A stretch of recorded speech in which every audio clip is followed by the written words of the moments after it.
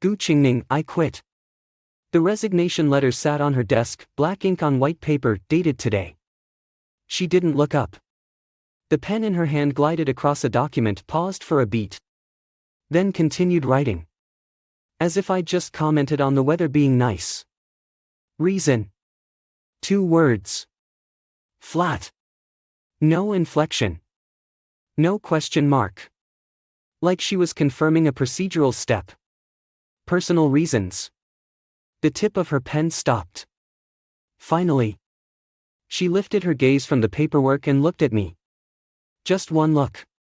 5 years. I knew those eyes better than I knew my own reflection, beautiful, sharp, never willing to show weakness in front of anyone. Lu Yenzhou. You've been with me for 5 years. Yes.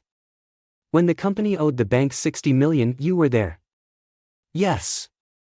And now Ning Yuan is listed with a market cap of 20 billion. And you're telling me personal reasons? She set down the pen, interlaced her fingers.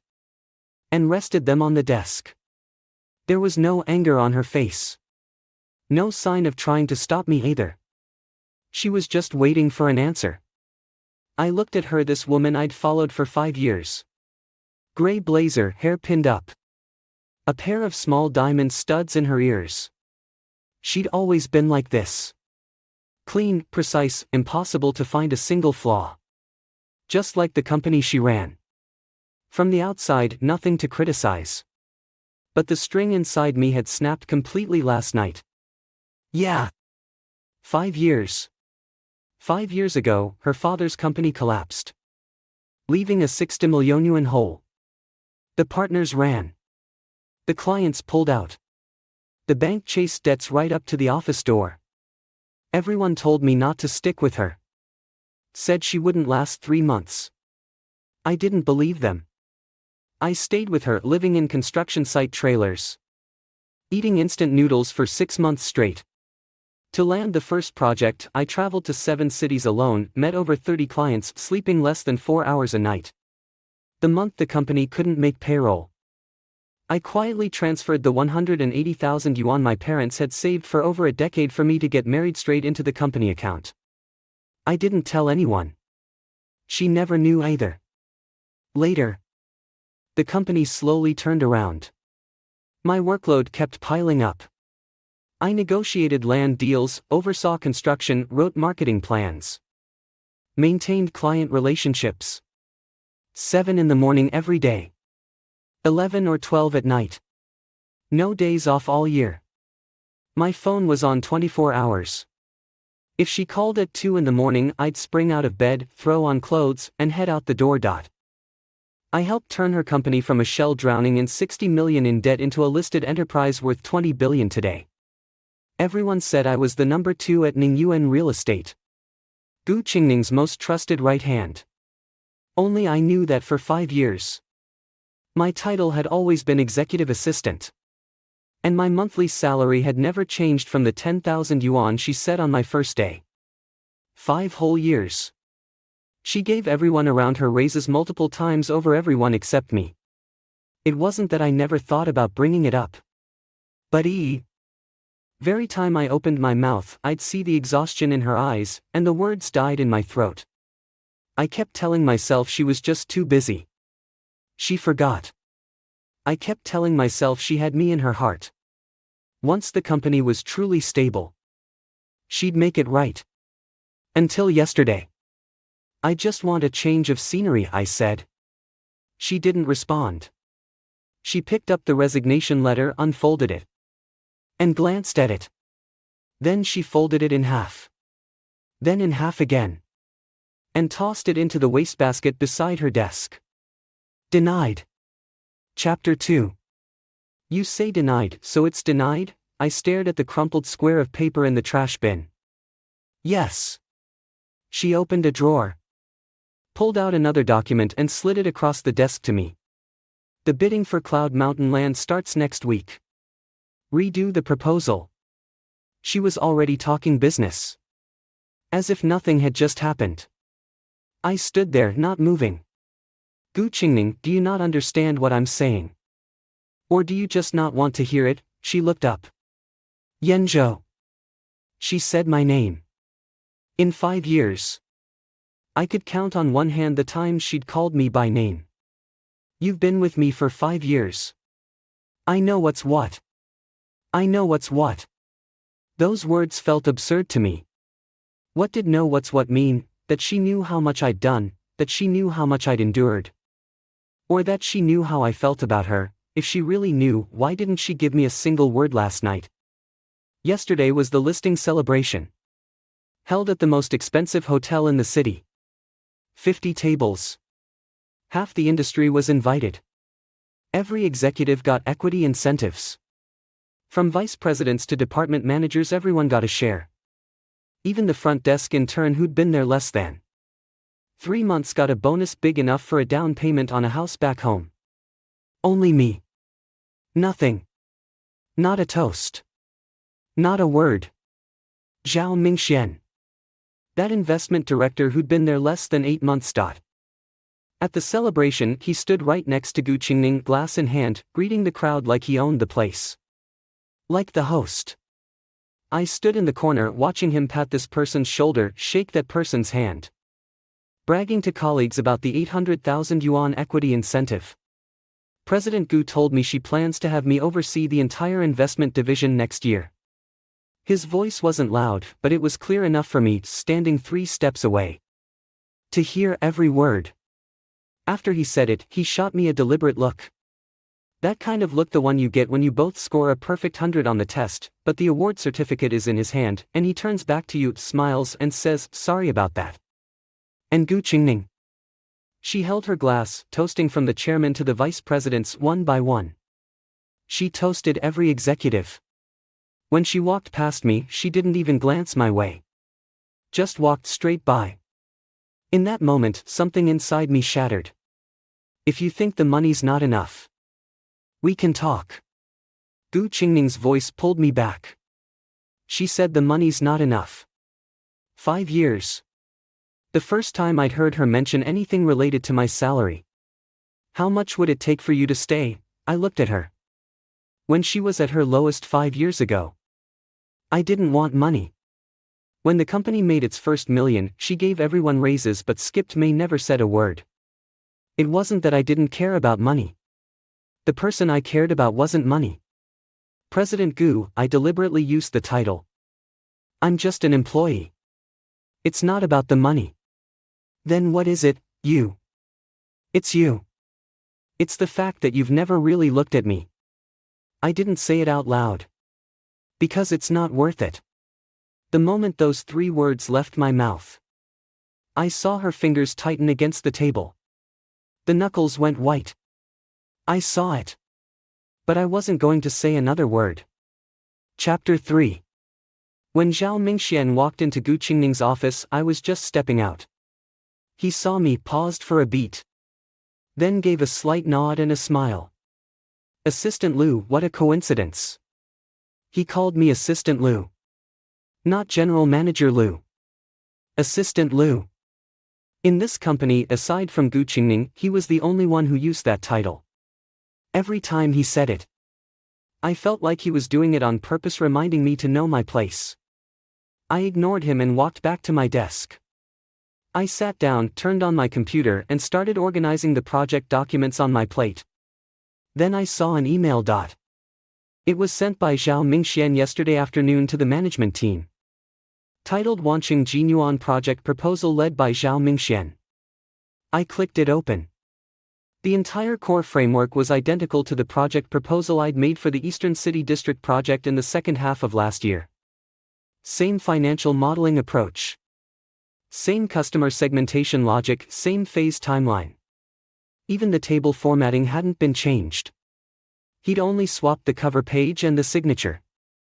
Planner, Investment Director. Zhao Mingxian. I scrolled down to the attachments. One page he'd missed. In the signature column of the first phase research report, 3 words were still there. Lu Yenzhou. He'd forgotten to edit even that page. I stared at the screen for 10 seconds. Then I closed the email. This wasn't the first time. 6 months ago, when Zhao Mingxian first joined the company, The Huading project was already in its final stages.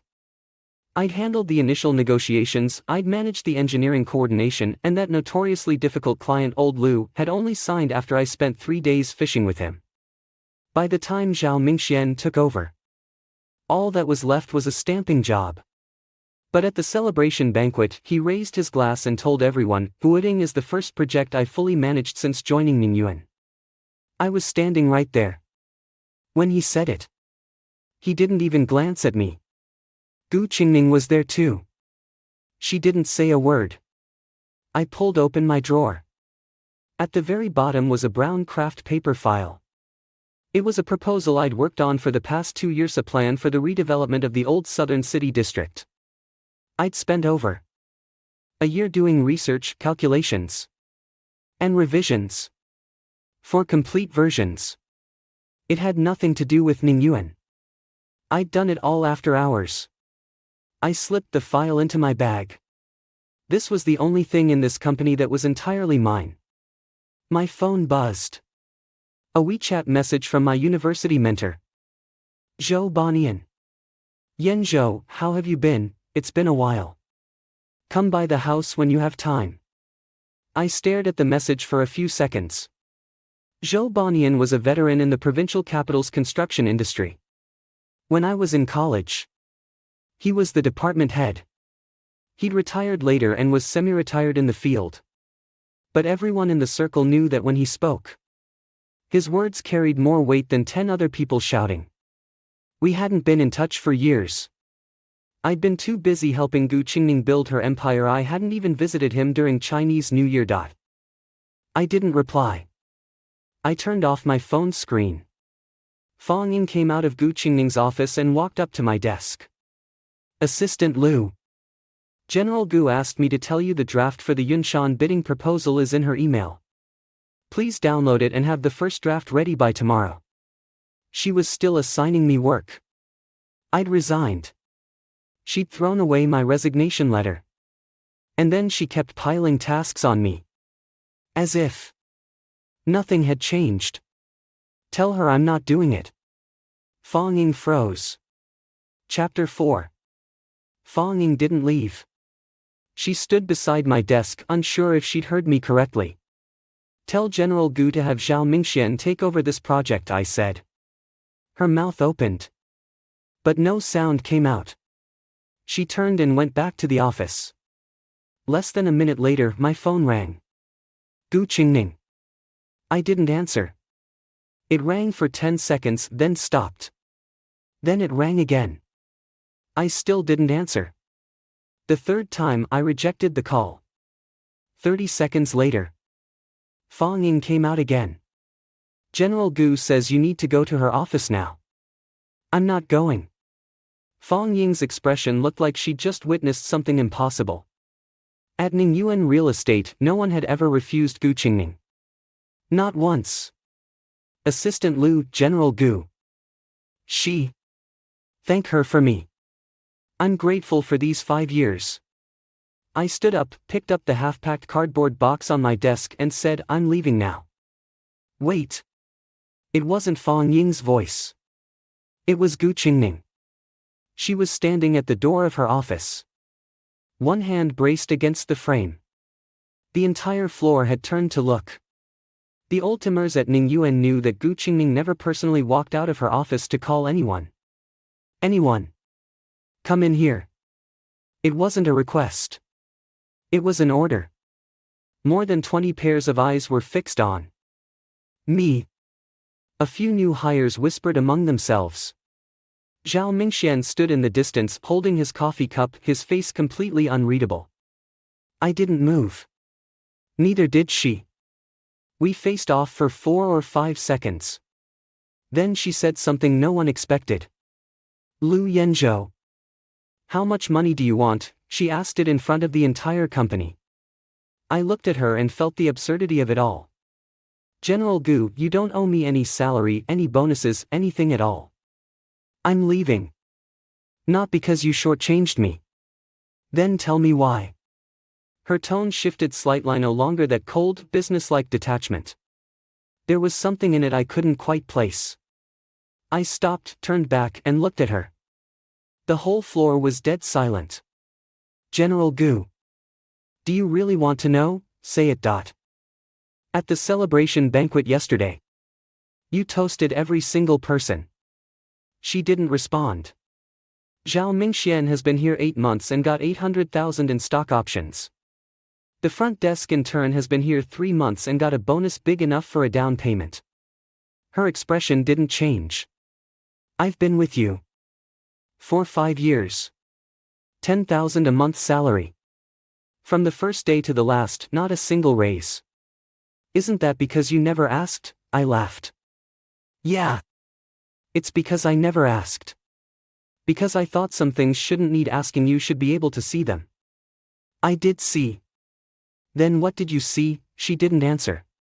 In the distance, Zhao Mingxian was holding his coffee, barely hiding his amusement. General Gu, I said.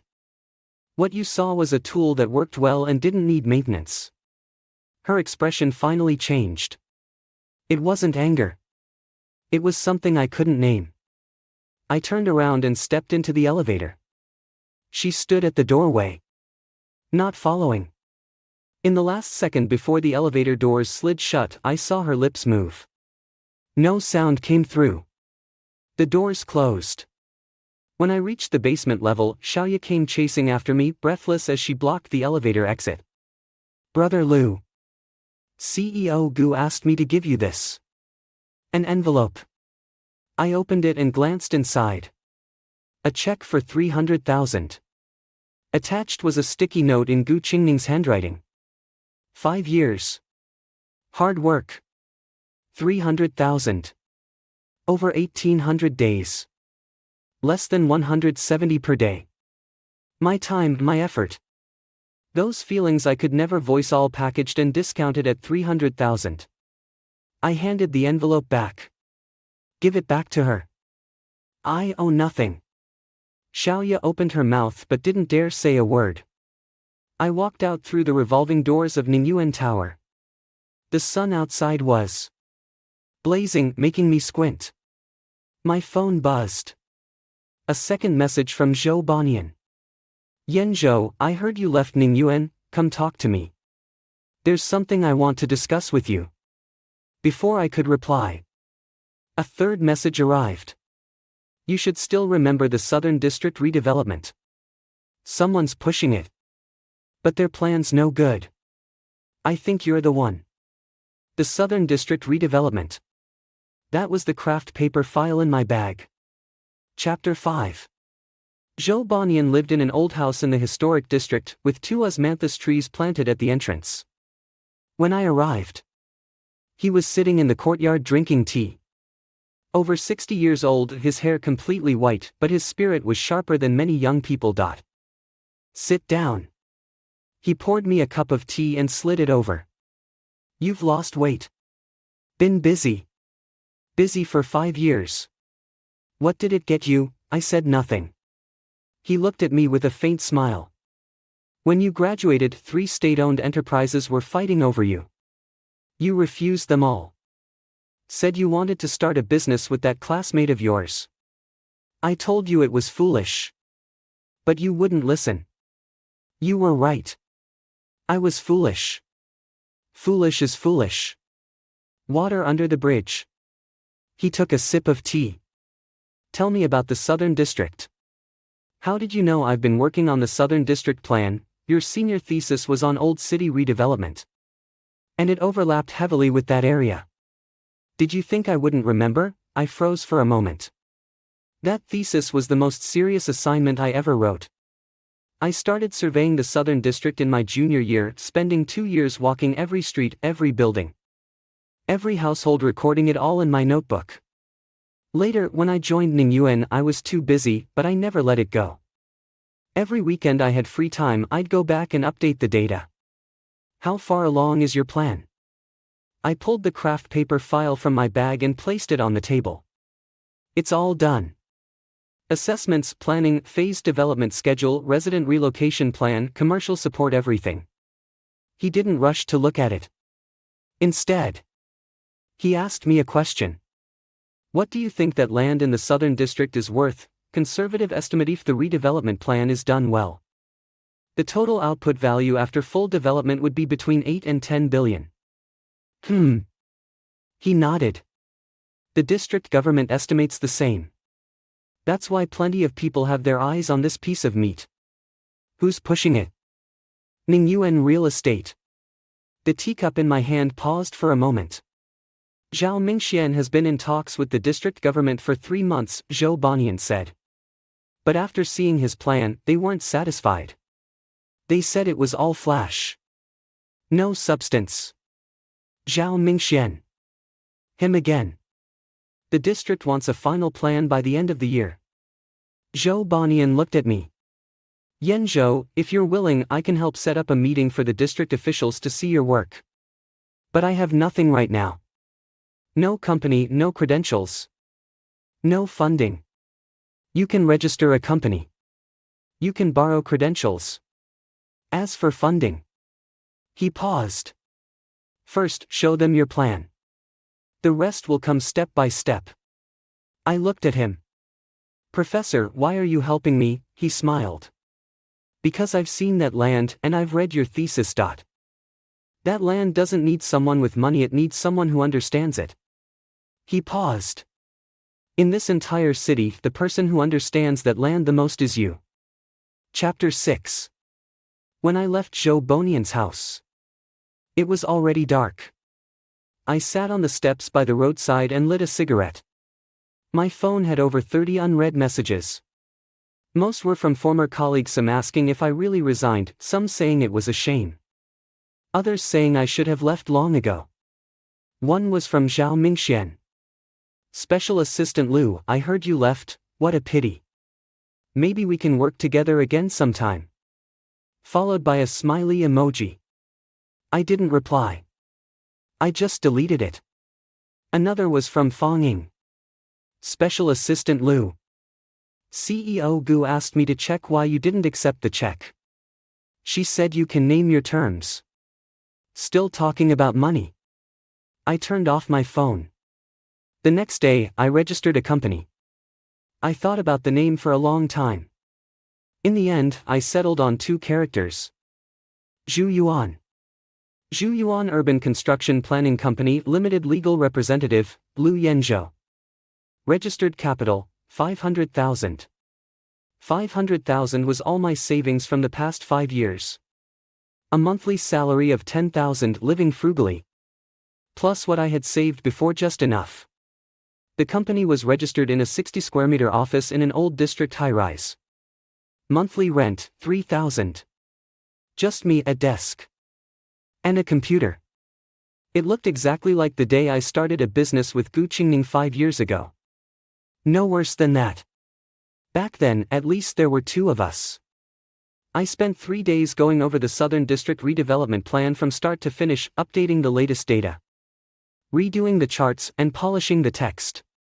On the 4th day, Zhou Banian called. The deputy director of the district, whose surname is Zheng, has an internal symposium next Tuesday to discuss the Southern District redevelopment plan. I mentioned your name. And he agreed to let you sit in. Sit in? First, let them see who you are. Whether the plan is good is one thing, whether the person is reliable is another. You worked at Ningyuan for 5 years, but you have no reputation outside. Why should they trust you? He was right. I did so much at Ningyuan, but all the credit was attributed to someone else. Once I walked out of Ningyuan's door, no one knew who Liu Yenzhou was. Professor, I understand. One more thing. Zhou Banian paused. At the symposium, Ningyuan will also send someone. Zhao Mingxian, most likely. Be prepared. I hung up the phone and sat down at my second-hand desk, staring out the window. The office was barely 60 square meters. And even the air conditioner was an old model left behind by the landlord. The air it blew carried a faint smell of dust. I opened my laptop and went over the proposal again. This plan was something I'd hammered out word by word through countless late nights. It didn't belong to Ningyuan. It didn't belong to Gu Qingning. It didn't belong to Zhao Mingxian. It belonged only to me. Scene 7. The symposium was held in the third-floor conference room of the district government. By the time I arrived, Zhao Mingxian was already seated inside. He wore a deep blue suit. His hair slicked back with gel. On his wrist was a watch I recognized, Patek Philippe. It must have been a gift from Gu Qingning the last time he accompanied her to a banquet. The moment he saw me, his smile froze. Lu Yenzhou. He didn't call me Assistant Lu. He used my full name. Director Zhao. I nodded and sat down across from him. 4 people from the district office were present, led by Deputy Director Zheng, the man Zhou Banian had mentioned. He was in his early 50s, wearing gold-rimmed glasses. His expression unreadable. Today marks the 3rd internal discussion on the Qingnan Old City renovation project, Deputy Director Zheng said, opening the folder on the table. Last time, Ningyuan Real Estate submitted a preliminary proposal. After our internal review, there are some issues we need to address face-to-face. Zhao Mingxian immediately jumped in, a polished business smile on his lips. Director Zheng. That last version was just a draft. We've made substantial revisions this time. Please take a look at this version. He pulled a stack of beautifully bound documents from his briefcase and handed them out to everyone present. I received one too. I opened the cover and stopped reading aft. Our 3 pages. It was my work again. The framework for the commercial calculations was a direct copy of the model I'd built for the Qingdong project last year. The logic behind the resettlement plan was identical to Chapter 3 of the proposal in my manila envelope.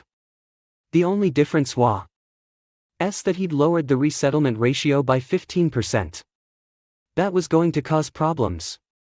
I knew the composition of the households in the Qingnan area inside and out. Over 60% were long-term residents. If you squeeze the resettlement ratio to that level, the resistance during demolition would become so intense that the project would stall completely. Deputy Director Zheng flipped through a few pages and frowned. Director Zhao, how did you calculate this resettlement ratio, Director Zheng? It's based on the average data from similar renovation projects in the city over the past 3 years. The situation in Qingnan is different from other districts. The proportion of long-term residents is high. Did you conduct any on-site surveys? Zhao Mingxuan's smile froze for a second. We did some preliminary visits. He hadn't. I knew he hadn't, because he didn't even know how many old walk-up apartment buildings there were in Qingnan. Deputy Director Zheng didn't press further. He closed the file. And who is this? He looked at me. My name is Lu Yenzhou. I'm with Zhuyuan Urban Construction. Zhou Banian mentioned you to me. Deputy Director Zheng adjusted his glasses. Do you have anything to say? Zhao Mingxuan's face shifted. Director Zheng, this is a former colleague of mine from Ninjiwano. A former subordinate. He just left recently and probably doesn't have a fully developed proposal yet. I do. I opened my bag and pulled out the proposal from the manila envelope. No fancy binding. No gold-stamped cover. Just plain printer paper. Held together with binder clips. The Qingnan area has a total of 112 residential buildings. Among them, 73 are old walk-ups built in the 1980s, 24 are madris buildings from the 1990s. And 15 are commercial housing built after 2000. The permanent population is over 14,300, with residents who have lived there for more than 20 years accounting for 63%. As I spoke, I flipped to the corresponding pages in my proposal. The resettlement ratio cannot fall below 85% or the first phase of demolition will hit a dead end. The specific data is on page 17. I conducted a building-by-building survey of the age structure, property rights status, and relocation willingness of each household. The conference room fell silent. Zhao Mingxuan's face turned a patchy red and white. Deputy Director Zheng took my proposal and flipped through it page by page. When he reached page 32, he stopped. How did you determine the phase development schedule? Start with the eastern section. That area has the highest proportion of long-term residents, but the housing quality is the worst, so the residents' willingness to relocate is actually the strongest. Tackle the toughest part first. And the resistance later will be much smaller. Ningyuan's proposal starts with the western section. Deputy Director Zheng glanced at Zhao Mingxian. The western section has better land value and is easier to showcase results. But the residents there hold commercial housing property rights. Negotiations for demolition compensation alone will take at least a year and a half, I said. A year and a half is enough to drag this project to a complete standstill. Deputy Director Zheng closed the proposal and looked at me. How long did you spend on this? 1 year and 4 months. He glanced again at the beautifully bound document on Zhao Mingxuan's table. He didn't say anything. But I saw Zhao Mingxuan's hand, gripping his pen, trembling. Chapter 8. After the symposium ended, Zhao Mingxian blocked me in the hallway. Lu Yanzhou. What do you think you're doing? His face was flushed red. His voice was low, but every word was clenched between his teeth. Nothing much. Just submitting a proposal like normal. Just submitting a proposal like normal?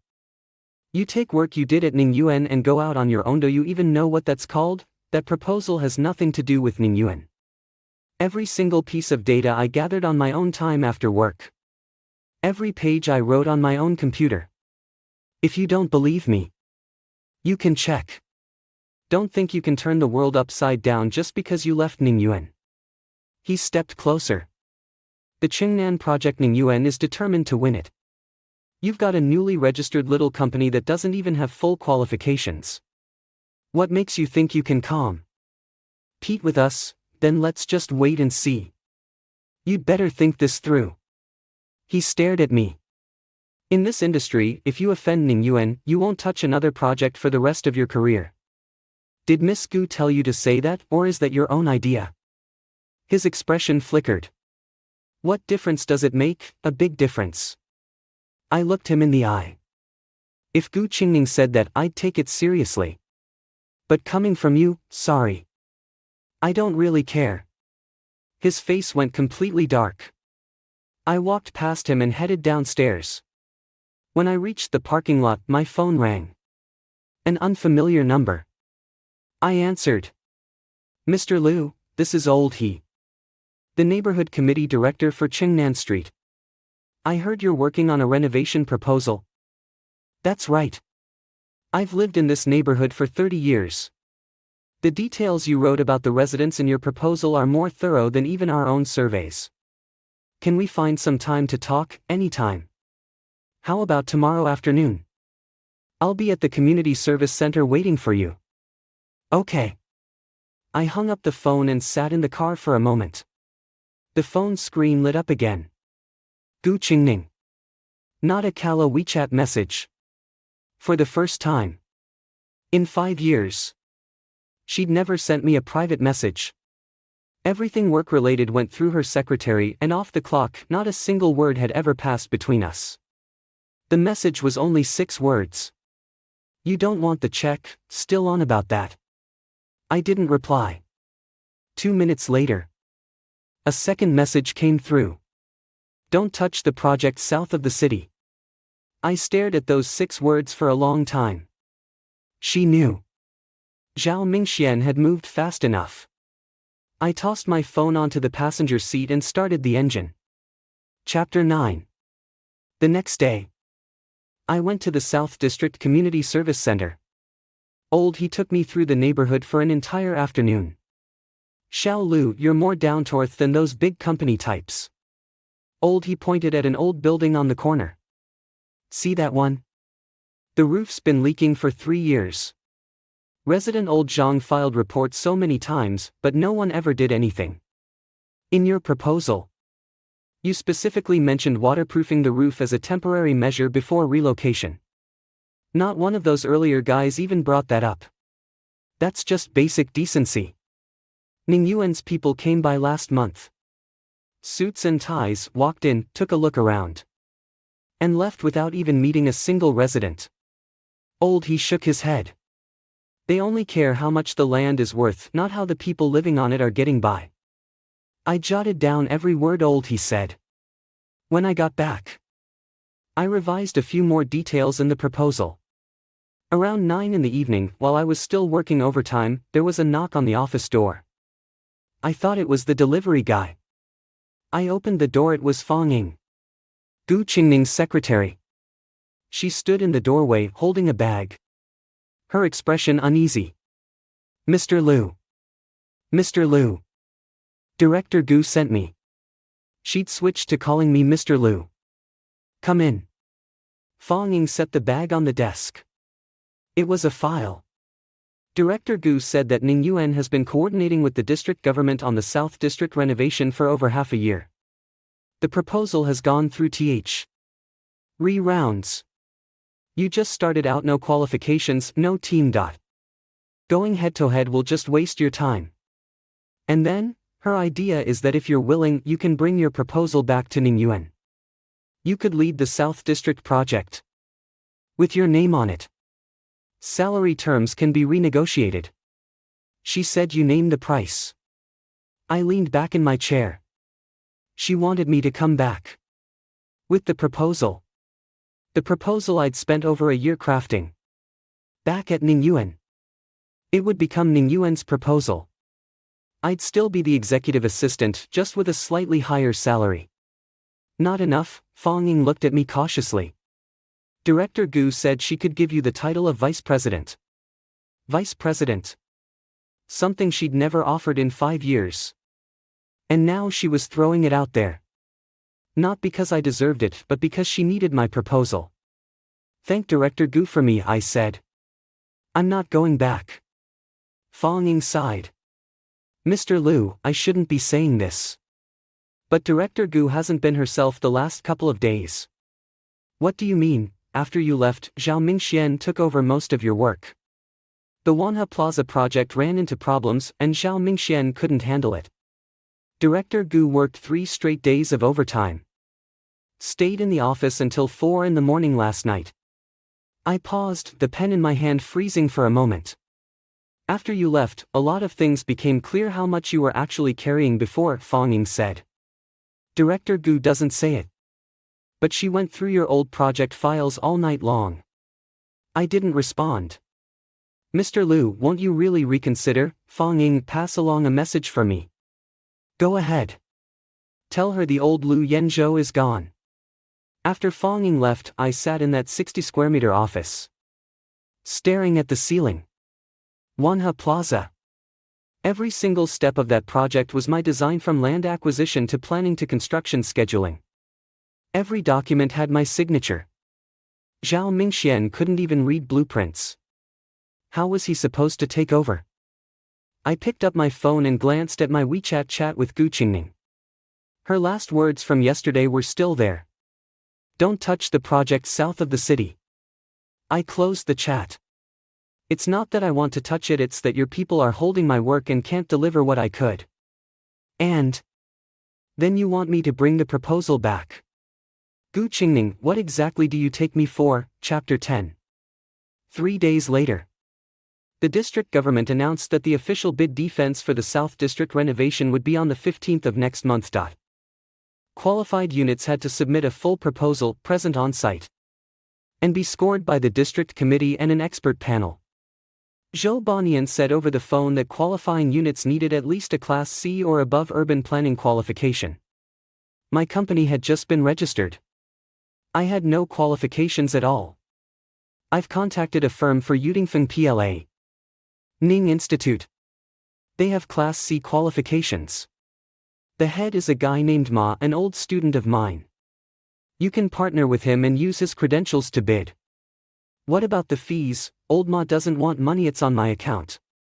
But if you win the bid, you'll have to negotiate the profit split yourselves. That path barely worked. I hung up and started preparing the defense materials. I had the proposal, but a defense required far more than just a document. Display boards, models, data presentations. Live explanations. I needed manpower for every piece. I couldn't do it alone. I scrolled through my contacts and called 3 former colleagues. 2 said it's not convenient and 1 told me straight, Yenzhou, it's not that I don't want to help. But Zhao Mingxian put the word out. Anyone who works with you won't be able to stay in this industry. Zhao Mingxuan's reach was long. I set down my phone, staring blankly at the pile of materials on the desk. Just then, the door swung open. Xiaoya, my former assistant at Ningyuan. She stood in the doorway, a backpack slung over her shoulder, a laptop in her hand. Brother Liu, I'm here to start work. What are you doing here? I resigned from Ningyuan. She set her bag down. Zhao Mingxian asked me to organize some files. I took one look, they were all your work, and he hadn't even bothered to clean your name off. I got into a fight with him on the spot. You shouldn't have been so impulsive. No impulse. Brother Liu, you've done so much for the company and they treated you like that, I can't stand it. She pulled up a chair and sat down. I've been an assistant for 3 years, typesetting, spreadsheets, data runs, coordinating materials, I can handle all of it. If you don't mind, I'll work for you for free for 3 months. I looked at her. A girl in her mid-20s, her face brimming with a stubborn, defiant energy. Thanks. Then let's get started. There are 23 days until the defense. Over the next 3 weeks, Xiaoya and I turned that 60-square-meter office into a temporary war room. During the day, I ran around the construction site south of the city. At night, I came back to prepare materials. Xiaoya was responsible for digitizing everything I wrote by hand. A week before the defense, Uncle Zhou Bonian came by once. He flipped through the entire plan from start to finish and offered 7 or 8 revision suggestions. I worked through the night to make the changes. 3 days before the defense, I got a call. It was Gu Qingning. Not a WeChat message. Not relayed through her secretary, it was her personally. I hesitated for 2 seconds, then answered. Lu Yenzhou. When she called me by my full name, her tone was always cold. CEO Gu. I've heard about the defense. You don't have the qualifications. Borrowing someone else's shell to bid on the project, even if you pass the defense, problems will crop up during the implementation phase. Thanks for the heads up. I'll handle it myself. You don't understand. Her voice paused. That land south of the city, it's deep water. Someone in the district office has already given the nod. This project is meant for Ningyuan. So, what's the point of this call? An ultimatum, a few seconds of silence. I'm telling you not to bang your head against a wall. Gu Qingning. For the first time on the phone, I called her by her first name. For 5 years, you told me to do something. And I did it. You told me to work overtime, I worked overtime. You told me to drink with clients, I drank until my stomach bled. At your command, I even emptied out my savings meant for starting a family. Now that I've resigned, you can't control me anymore. And you're back to tell me this can't be touched, that's too deep. I paused.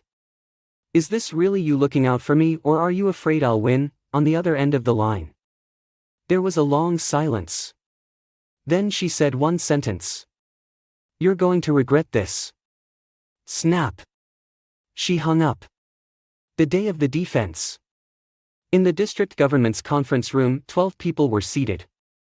Deputy Director Zheng sat in the center, flanked by leaders from other district departments and 4 externally hired industry experts. There were 3 bidding units. Ningyuan Real Estate, represented by Zhao Mingxian. A local, established construction company, Hengji Construction. The third one, Zhuyuan Urban Construction Planning Company Limited, represented by Lu Yenzhou. I was the last to go on stage. Zhao Mingxuan's presentation lasted 40 minutes. He had over 60 slides, covering everything from macro policy to regional positioning. From business models to return on investment, flashy and comprehensive. But I noticed that when he got to the part about resident relocation, he only used 2 slides. Hengji Construction's plan was standard, no highlights, no major flaws. It was my turn. I had no slides, no 3D models. No rendered renderings. I brought 2 things. The first was a handwritten notebook. Over 300 pages, recording detailed information about 112 buildings and over 2,300 households in the Southern District. Which buildings' sewer pipes were from what era? Which elderly person on the third floor had trouble walking and needed priority relocation? Which households had neighborhood conflicts and needed to be separated? It was all there. The second was a hand-drawn map. The entire phased renovation plan for the Southern District, which buildings to demolish in each phase, what to build, who to relocate. How long each phase would take, all marked on the map. I placed both items under the projector. Dear leaders and experts, I don't have the resources of a big company. So I can't produce fancy slides. But I've walked the streets and alleys of the Southern District for nearly 2 years. Every road, every building, every household, I've been there. The core of Old Town renovation isn't about how many buildings you tear down, how many shops you build, or how much money you make. The core is over 14,000 people where their homes are. The room fell silent. I started presenting the plan. Not reading from a script, but pointing at each mark on the map, building by building. When I got to the relocation plan for the eastern section, Deputy Director Zhang interrupted me. You said old Zhang's place in the eastern section, the top floor, has been leaking for 3 years, yes. Building 4, Unit 3, Apartment 602. Old Zhang is 71 this year. His wife passed away last year. And his son works out of town. His biggest worry isn't the demolition compensation, it's that his cat, which he's had for 12 years, won't have a place to go. Deputy Director Zhang took off his glasses and rubbed the bridge of his nose. Xiao Lu, you even know about his cat? I've been to his house 4 times. The third time, he brewed tea and kept me there for an afternoon. A few people in the room started whispering among themselves. I could see Zhao Mingxuan's face growing darker by the minute. After the defense, Deputy Director Zhang kept me behind. The plan is solid. But your company is really too small and your qualifications are insufficient. He looked at me. Xiao Lu, I'll give you a month. If you can solve the qualification and team issues, the district office will seriously consider your plan. This wasn't a rejection. It was a door left ajar. As I walked out of the conference room, Zhao Mingxian blocked my way. His face was dark. Lu Yenzhou, you think you've won? I don't think I've won anything. Just you wait. He lowered his voice. You know exactly how much of Ningyuan's stuff you used in that plan. Once I go back and tell CEO Gu, do you think she won't sue you for misappropriation of trade secrets? Zhao Mingxian. I cut him off. Every word in that plan was written by me. Every data point was run by me. If you don't believe me, you can have your lawyers check. I took a step forward. Speaking of your plan, the Wanqing Jinyuan project proposal, the planner is listed as you, but on the 16th page of the appendix, the preparer's signature line says, Lu Yenzhou. Are you sure you want to talk about misappropriation of trade secrets? His face went pale instantly. You saw that? I saw it. I saved a screenshot. His mouth opened and closed, but no words came out. He turned and walked away. I stood in the hallway watching his retreating figure. Just then, my phone buzzed. A new message. Not from Gu Qingning. Not from Zhou Banian. Not from Xiaoya. It was a number I hadn't saved, the profile picture blank. The message was only one line. Lu Yenzhou, that project south of the city. If you land it, someone's putting up 200 million to partner with you. Want to know who? Chapter 11. I stared at the message, my finger hovering over the screen for 3 seconds. 200 million. I had a company barely registered, with second-hand desks that didn't even look decent. And someone wanted to throw 200 million my way for a collaboration. I didn't rush to reply. Instead, I took a screenshot and sent it to Zhou Banian. Professor, do you recognize this number? Zhou Banian's reply came fast. Don't recognize the number, but around here, there are no more than 5 people who could drop 200 million on an old city renovation. Don't reply yet. Let me dig into it for you. I set the phone down. My mind already working. Deputy Director Zheng had given me a month. A month to solve the issues with qualifications and the team. The qualifications part was handled. President Ma from Dingxing Planning Institute had already agreed, and with Zhou Banian backing that line, it wouldn't be a problem. The team was the real challenge. The next morning, when Xiaoya came to work, she brought someone with her. A man in his early 30s, wearing a plaid shirt and carrying a backpack. He looked like an engineer. Brother Liu, this is Su Wenbin, my college classmate. He used to be a project manager at Hangji Construction. Just left last month. Su Wenbin extended his hand. President Liu. I've heard a lot about you. The word about the South City renovation defense has spread through the whole circle. That 300-page handwritten notebook of yours, Deputy Director Zheng has mentioned it more than once. Sit down. I poured him a glass of water. So, what brings you here? I want to join. He set his bag down and pulled out a stack of documents. I did 6 years of project management at Hangji. I've got a full network of construction crew resources. I've seen your proposal, it's excellent. But you're missing the people to execute it. I glanced at Xiaoya. He gave me a small nod. Su Wenbin, you're coming from Hangji. Aren't you worried about burning bridges with your old employer? That proposal wasn't mine, and I wasn't part of the defense. They were just there to fill a seat anyway. He smiled. Besides, word's already out about how you shut Zhao Mingxian down at the defense until he couldn't speak. Several of my friends have been asking if you're still hiring. I hadn't expected the impact of that defense to be this big. Zhao Mingxuan's pale face had probably become a running joke in the IND. Ustri. Welcome aboard. I shook his hand. The team was taking shape. That afternoon, Zhou Banian called. I found out about that number. Who is it? Guess. Professor. Don't keep me in suspense. Shen Jiaming. I knew that name. Shen Jiaming was one of the top 3 private investors in the city, with over a dozen commercial real estate projects under his belt. He kept a low profile, rarely appeared in public. But everyone in the circle knew his weight. Why would he be eyeing me? He's had his eye on that South City land for a long time, but he never found the right partner. He didn't like Ning Yuan's approach. And Hangji wasn't good enough either. He got his hands on a copy of your proposal somehow.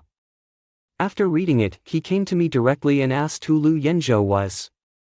What kind of partnership does he want? He puts up the capital. You run the show. He said he wants to discuss the specifics face-to-face. When? Tomorrow night at the Looming Tea House. Chapter 12. The Looming Tea House was tucked away in a quiet alley in the old city. Shen Jiaming was younger than I'd imagined, just over 40, wearing a plain gray jacket. He didn't look like a wealthy man, he looked more like a university professor. He poured me a cup of tea and got straight to the point. President Liu, I've read your proposal 3 times. To be honest, in my 15 years of investing, this is the first time I've seen a plan that digs into the residents' situation down to the bone. You flatter me. I'm not flattering you. He set down his teacup. There are plenty of people in this industry who draft proposals. But most of them sit in their offices staring at computer screens and drawing diagrams. You actually went inside. So, what are your terms? I put up 200 million in startup capital and handle the follow-up financing. You're responsible for the entire project's planning and execution. I want 60% of the equity. That's too high. He smiled. Counteroffer. 50-50. The proposal is mine. The execution is me. You're putting up the money, but money isn't the scarcest resource. Then what is? Old he, who's lived in the South City for 30 years, trusts me. Old Zhang in Unit 602, Building 4. Is willing to talk to me. Those are things no amount of money can buy. He stared at me for a good 10 seconds.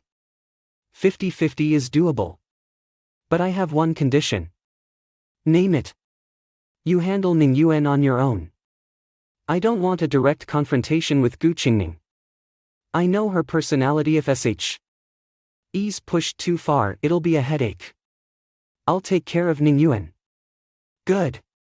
He stood up and extended his hand. Pleasure doing business with you, President Liu. I shook his hand. By the time I left the tea house, it was already 10 at night. There was an unread message on my phone. It was from Fong Ying. President Liu, there's something I want to tell you. I'm not sure if I should. Go ahead. Today, during the company meeting, Zhao Mingxian proposed a plan to Director Gu. He suggested using the profits from the Wanqing Jinyuan project to subsidize the bidding budget for the South City renovation.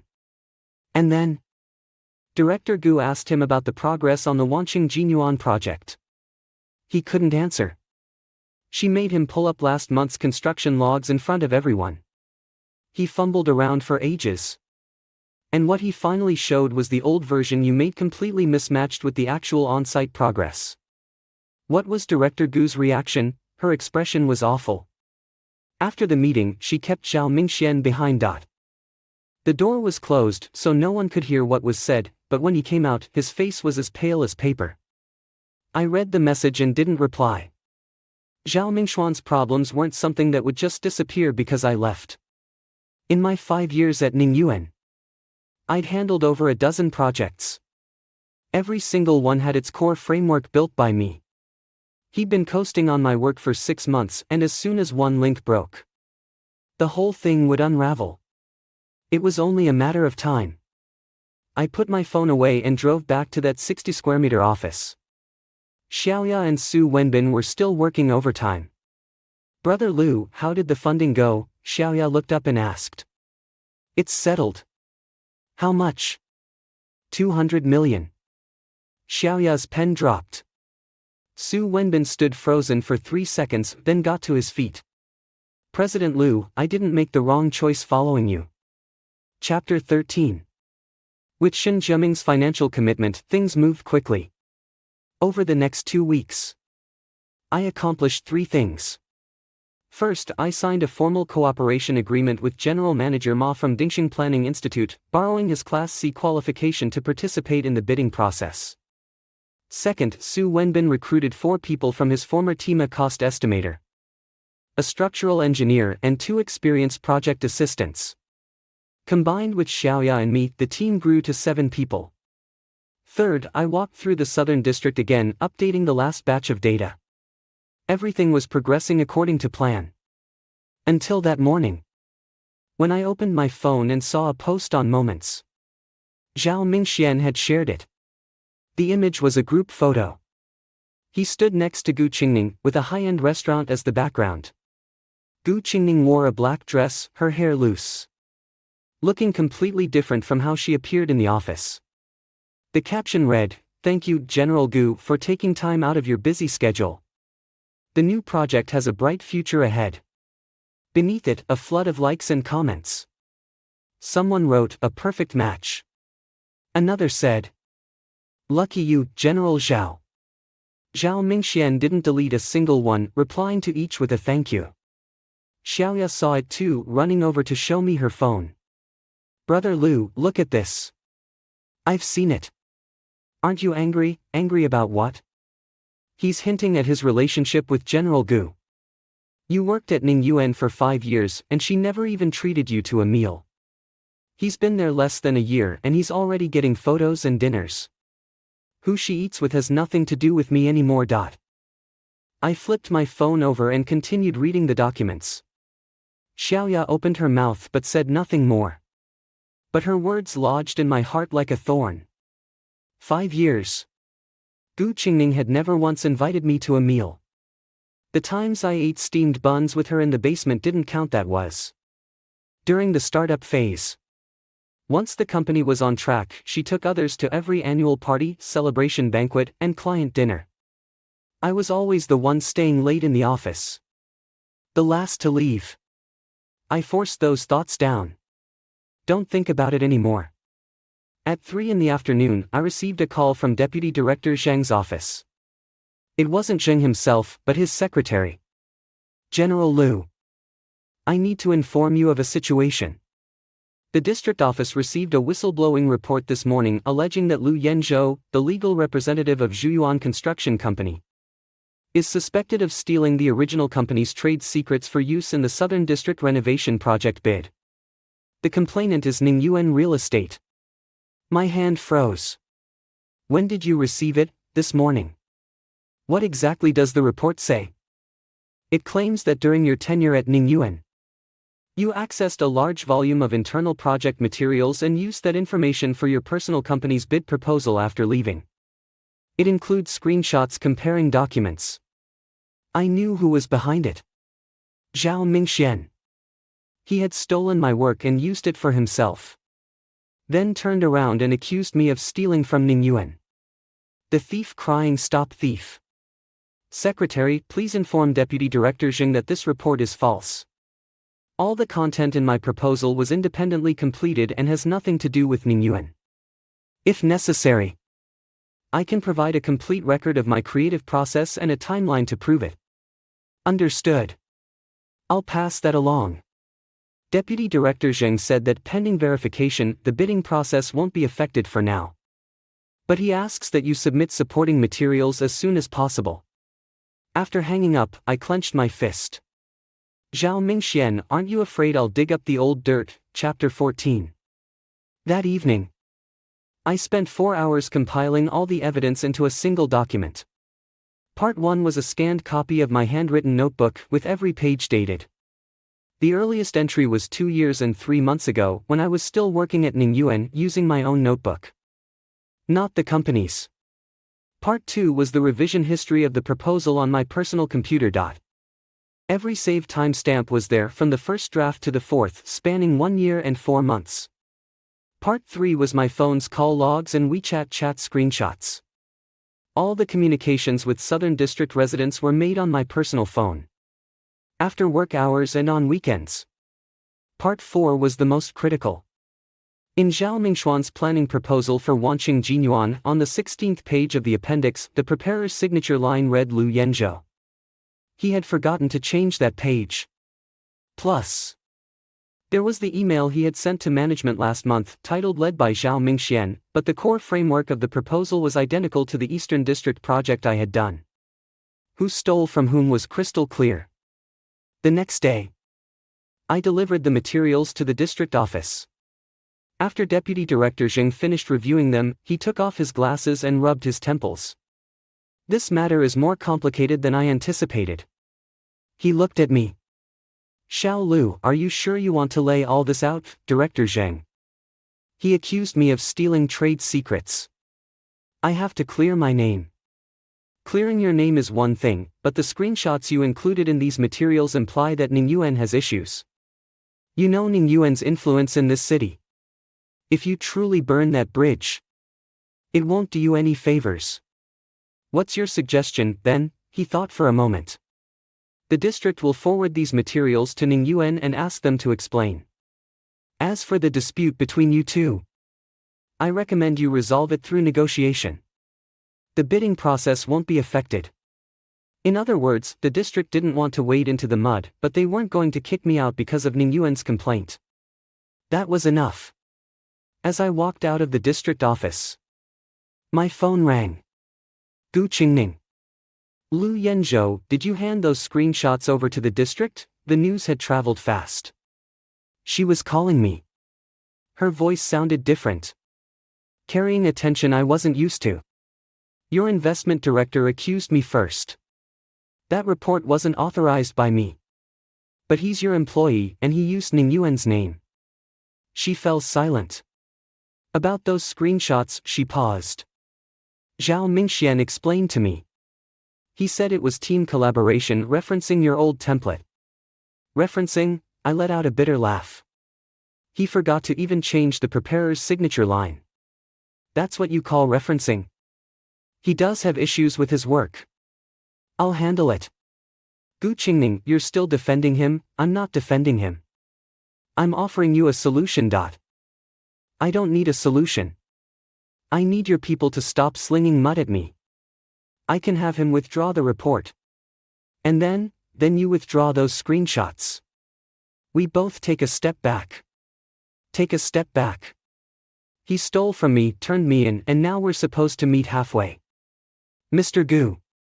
Do you think that's fair? Fair or not doesn't matter. What matters now is that you focus on your project instead of getting tangled up with Ning Yuan. She wasn't wrong. But the way she said it, given her position, stung with irony. Fine. I'll let the screenshot thing go. But I have one condition. Go ahead. I want Zhao Mingxian to apologize to me in person. What? In that conference room at the district office. In front of Deputy Director Zheng. He'll explain the whole whistleblowing mess clearly. What he wrote is his, what I wrote is mine. Let everyone see it plainly. There was a long silence on the other end of the line. You know what that means for Ning Yuan. I know. But to me, my reputation matters more than saving face. I'll think about it. She hung up. Chapter 15. 2 days later, I got a call from Zhao Mingxian. It wasn't an apology. Lu Yenzhou. Don't push your luck. His voice carried the raw edge of someone backed into a corner. I filed the complaint. I can withdraw it. But you want me to apologize to your face? Dream on. Then don't withdraw it. You think those screenshots give you any real leverage? Those plans are on Ning Yuan's servers. The intellectual property belongs to Ning Yuan. And you signed a non-compete agreement before you left. You know that. He was half right. I had signed a non-compete. But its scope was vague, only mentioning similar business without specifying project types. Plus, the compensation stipulated in that agreement, Ning Yuan never paid me a cent. A non-compete without compensation is worthless paper. But he didn't know that. Zhao Mingxian, I know your hand. But you don't know mine. Are you sure you want to keep this up? Are you threatening me? I'm reminding you. That planning proposal for Wanqing Jinyuan, you signed your name as the lead, but 90% of it was my work. You took credit for my stuff. If word gets out, how do you think the industry will see you? The line went quiet. I'll give you one more chance, I said. Withdraw the complaint and I won't spread the screenshot story. But if you don't, I'll release every version record, every edit timestamp, every original file of that proposal. Guess who'll lose face then? He hung up. The next afternoon, the district office notified me that Ning Yuan's complaint had been officially withdrawn. Attached was a statement roughly saying, after verification, the relevant allegations lack basis. Ning Yuan extends its sincere apologies for any misunderstanding caused. No apology delivered in person. But in black and white, it was enough. When Xiaoya saw the withdrawal notice, she was so excited she slapped the desk. Brother Lu, he caved. Zhao Mingxian caved. Don't celebrate too soon. What's there to worry about now? The complaint's gone, the bid's on track, and the funding's in place. The more things seem to settle, the easier it is for something to go wrong. And it did. That evening, Su Wenbin called me. Mr. Lu. We've got trouble. Manager Ma from Dingxing Planning Institute called. He said they've been getting pressure from somewhere and might not be able to continue working with us. What kind of pressure? He didn't say outright. But I'm guessing it's someone from Ning Yuan. Dingxing has worked with them on a few projects before. Deep ties. The qualification issue was hitting us again. I put the phone down, sitting at that second-hand desk, staring out at the night through the window. Zhao Mingxian had withdrawn the complaint, but his hands were still moving. This move was even more ruthless. No direct confrontation, just cutting off my collaboration channels. Without the right qualifications, I couldn't enter the bid. This industry isn't huge, but it's not small either. Ning Yuan had been rooted in this city for years, with a network far wider than mine. If he started making calls to every qualified planning institute, telling them not to work with me, I'd be locked out completely. My phone buzzed again. Shen Jiaming. Mr. Lu, I heard about the qualification issue. Don't worry, I've got a connection. There's a planning institute in the provincial capital level qualification. No ties to Ningyuan at all. The director is Lin Jingyang, an old friend of mine. Blevel, yeah. Blevel. One step above Clevel. Couldn't borrow a Clevel, and now I was getting a Blevel directly. Mr. Shen. I owe you one. No need. Just do the project well, that's worth more than any favor. Chapter 16. The day of the formal bid review. The weather was beautiful. The district government's main conference room was a step up from the last hearing. Besides Deputy Director Zheng and the district leadership team, 2 provincial industry experts had been invited. A dozen people sat in the audience, staff from other district departments and a couple of media reporters. 3 bidders remained. Ningyuan Real Estate had sent a new representative. Not Zhao Mingxian. It was Gu Qingning. She came in person. Dressed in a navy blue suit. Her hair pulled back perfectly, she stood in the display area like a blade. When I walked into the room, she was chatting with Deputy Director Zheng. Her eyes swept over me, paused for a second, then looked away. No greeting. Neither did I. The draw placed me second. Ningyuan third. Hengji Construction went first, still by the book, wrapping up in 15 minutes. Then it was my turn. This time, I brought my team. Su Wenbin handled the construction plan section, while I covered the overall layout and resident relocation. I didn't use slides. Instead, I used an enlarged version of that hand-drawn map hung directly on the display board. All 112 buildings, their locations, number of units, construction years, and resident types were marked on it. Honored leaders and experts. The Qingnan Old Town renovation isn't just a demolition and rebuild project. It's the home of over 14,000 people. I pointed to the eastern section on the map. This area has 73 aging buildings, housing more than 9,000 residents. Among them, over 2,300 are seniors aged 60 and above. Most have lived here for 20 or 30 years, many have never moved in their lives. During the last hearing, I mentioned old Zhang from Building 4, Unit 3. Apartment 602. Today, I want to tell you about another person, Aunt Wang from Building 17, Unit 1, Apartment 103. Auntie Wang is 68 years old this year. Her legs are bad. And she lives on the first floor. What worries her most isn't the amount of compensation money, it's where she'll live during the relocation transition. Every morning, she has to go to the community health station across the street for physical therapy. A 3-minute walk. If the temporary resettlement site is too far from the health station, her legs will cause her trouble. In my plan, the location of the transition resettlement sites has fully considered the distribution of surrounding medical resources. Every resettlement site's coverage area includes a community health service station. I noticed Deputy Director Zheng nod slightly. In the public seating area, a reporter was taking photos. After the presentation, the experts raised a few questions, all technical in nature, and Su Wenbin answered them one by one. Then, it was Ningyuan's turn. When Gu Qingning stood up, the entire conference room fell silent. Her plan was beautifully done.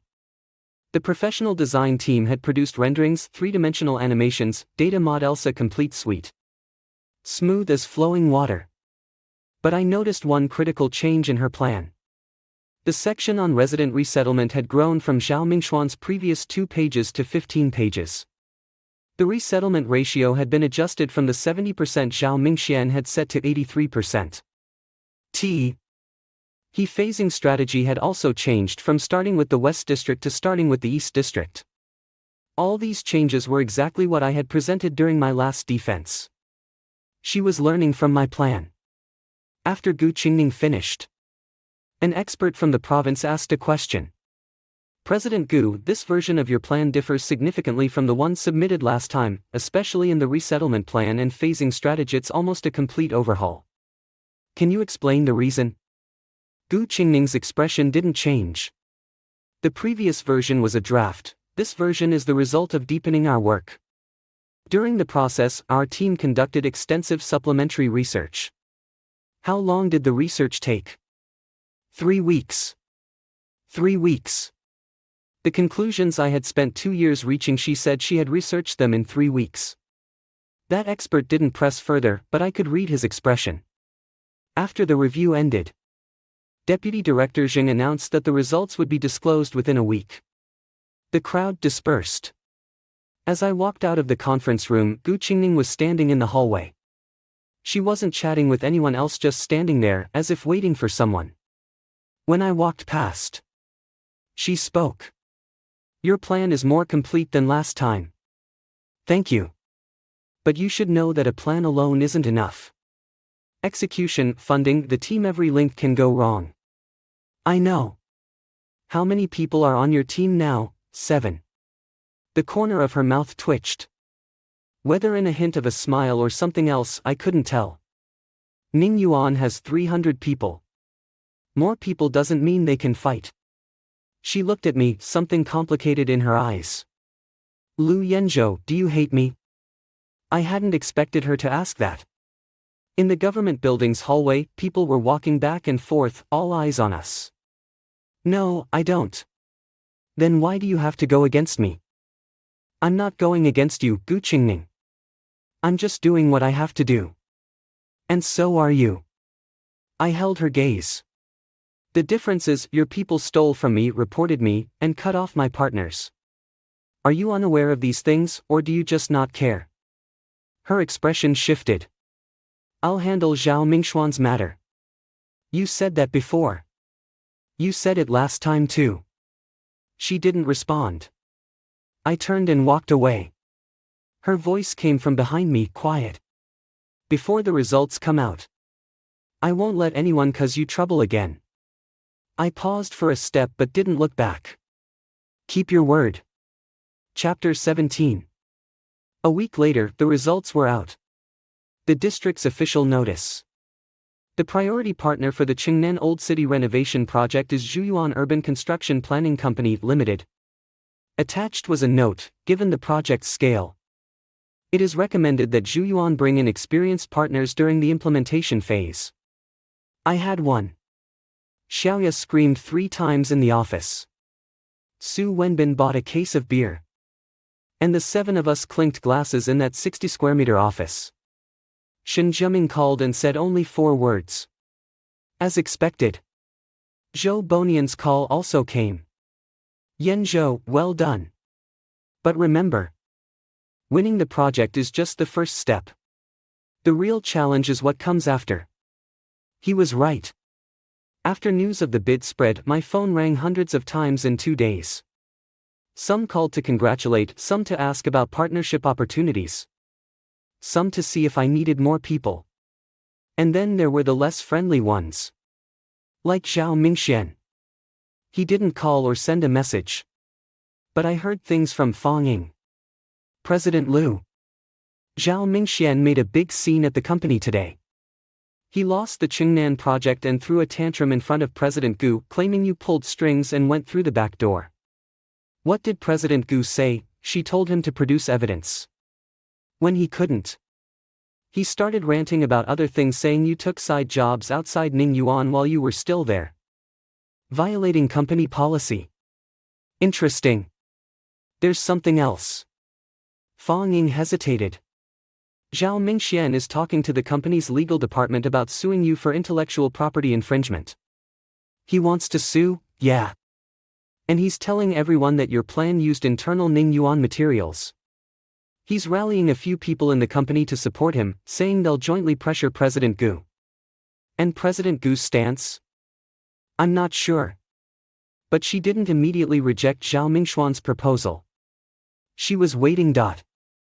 Or rather, she was weighing. On one side, a loyalist who had been with her for 5 years, on the other, a newcomer who had been there less than a year but was helping hold Ning Yuan's ground. I suddenly found it amusing. Back when I was at Ning Yuan, she never had to weigh anything. Because I never gave her any choices. If she said east, I went east. If she said work overtime, I worked overtime. If she said no raise, I didn't ask. I was her easiest person. So she valued me the least. Now that I'd left and become her rival, She was finally starting to weigh me. How ironic. Fong Ying, thank you. President Liu, take care. Chapter 18. The news that Zhao Mingxian was planning to sue spread fast through the industry. This circle is small if someone has a fight today or files a complaint tomorrow. The whole industry knows about it by the next day. Some people started to hold back. Shen Jiaming called, his tone calm. President Liu, what's your take on the lawsuit? He won't win. I know I can't win the lawsuit. What I want to know is, if this drags on, will it affect the progress of the South City project? It won't. The district has already issued an official document. The partner is Zhuyuan. Unless Ningyuan gets a court injunction, the project moves forward unaffected. Good. He paused. There's one more thing you might not know yet. What? Zhao Mingxian isn't just threatening to sue you out there, he's spreading rumors everywhere, saying there's a personal vendetta between you and Gu Qingning. That the South City project is you deliberately picking a fight with Ningyuan. Let him say whatever he wants. That's easy to say, but this kind of gossip, once it spreads, chips away at your reputation. You just won the bid, your partners, the construction crews. The government theory all watching your character now. Shen Jiaming was right. Zhao Mingxian, when he can't win hidden, he shoots from the shadows. It's not a clever move, but it works. I thought it over and made a decision. The next day, I invited 3 people to dinner. One was Old Feng, the Secretary General of the local Construction Industry Association, an old friend of Zhou Banian. Another was Old He from the South City Street office. The third was that provincial expert from the review meeting, surnamed Ding. At the table, I didn't say a single bad word about Zhao Mingxian. I laid out the entire detailed plan for the South City project, starting from the Eastern Zone, the resident communication strategy, the transition housing arrangements, right down to the phased development timeline. Old Feng listened, then nodded. Xiao Lu, what you've got here is solid. As long as you stick to this pace, there won't be any problems. I'm not worried about the plan, I'm worried about the noise out there. Old Feng understood. You mean Zhao Mingxian's words? Yeah. Don't worry. People in this industry judge by results, not by talk. Make the first phase shine and all that noise will fade on its own. Expert Ding chimed in. General Manager Liu, during the review, I told Director Zheng that handwritten notebook of yours is more convincing than any 3D model. That kind of thing can't be faked. Old He was even more direct. Xiao Lu, the old neighbors in South City have already heard you won the project. A few building reps came to ask me specifically, when is that young man coming to meet with us? Everyone's waiting. After that meal, I felt a lot more grounded. What Zhao Mingxian said out there was his business. What I needed to do was shut him up with results.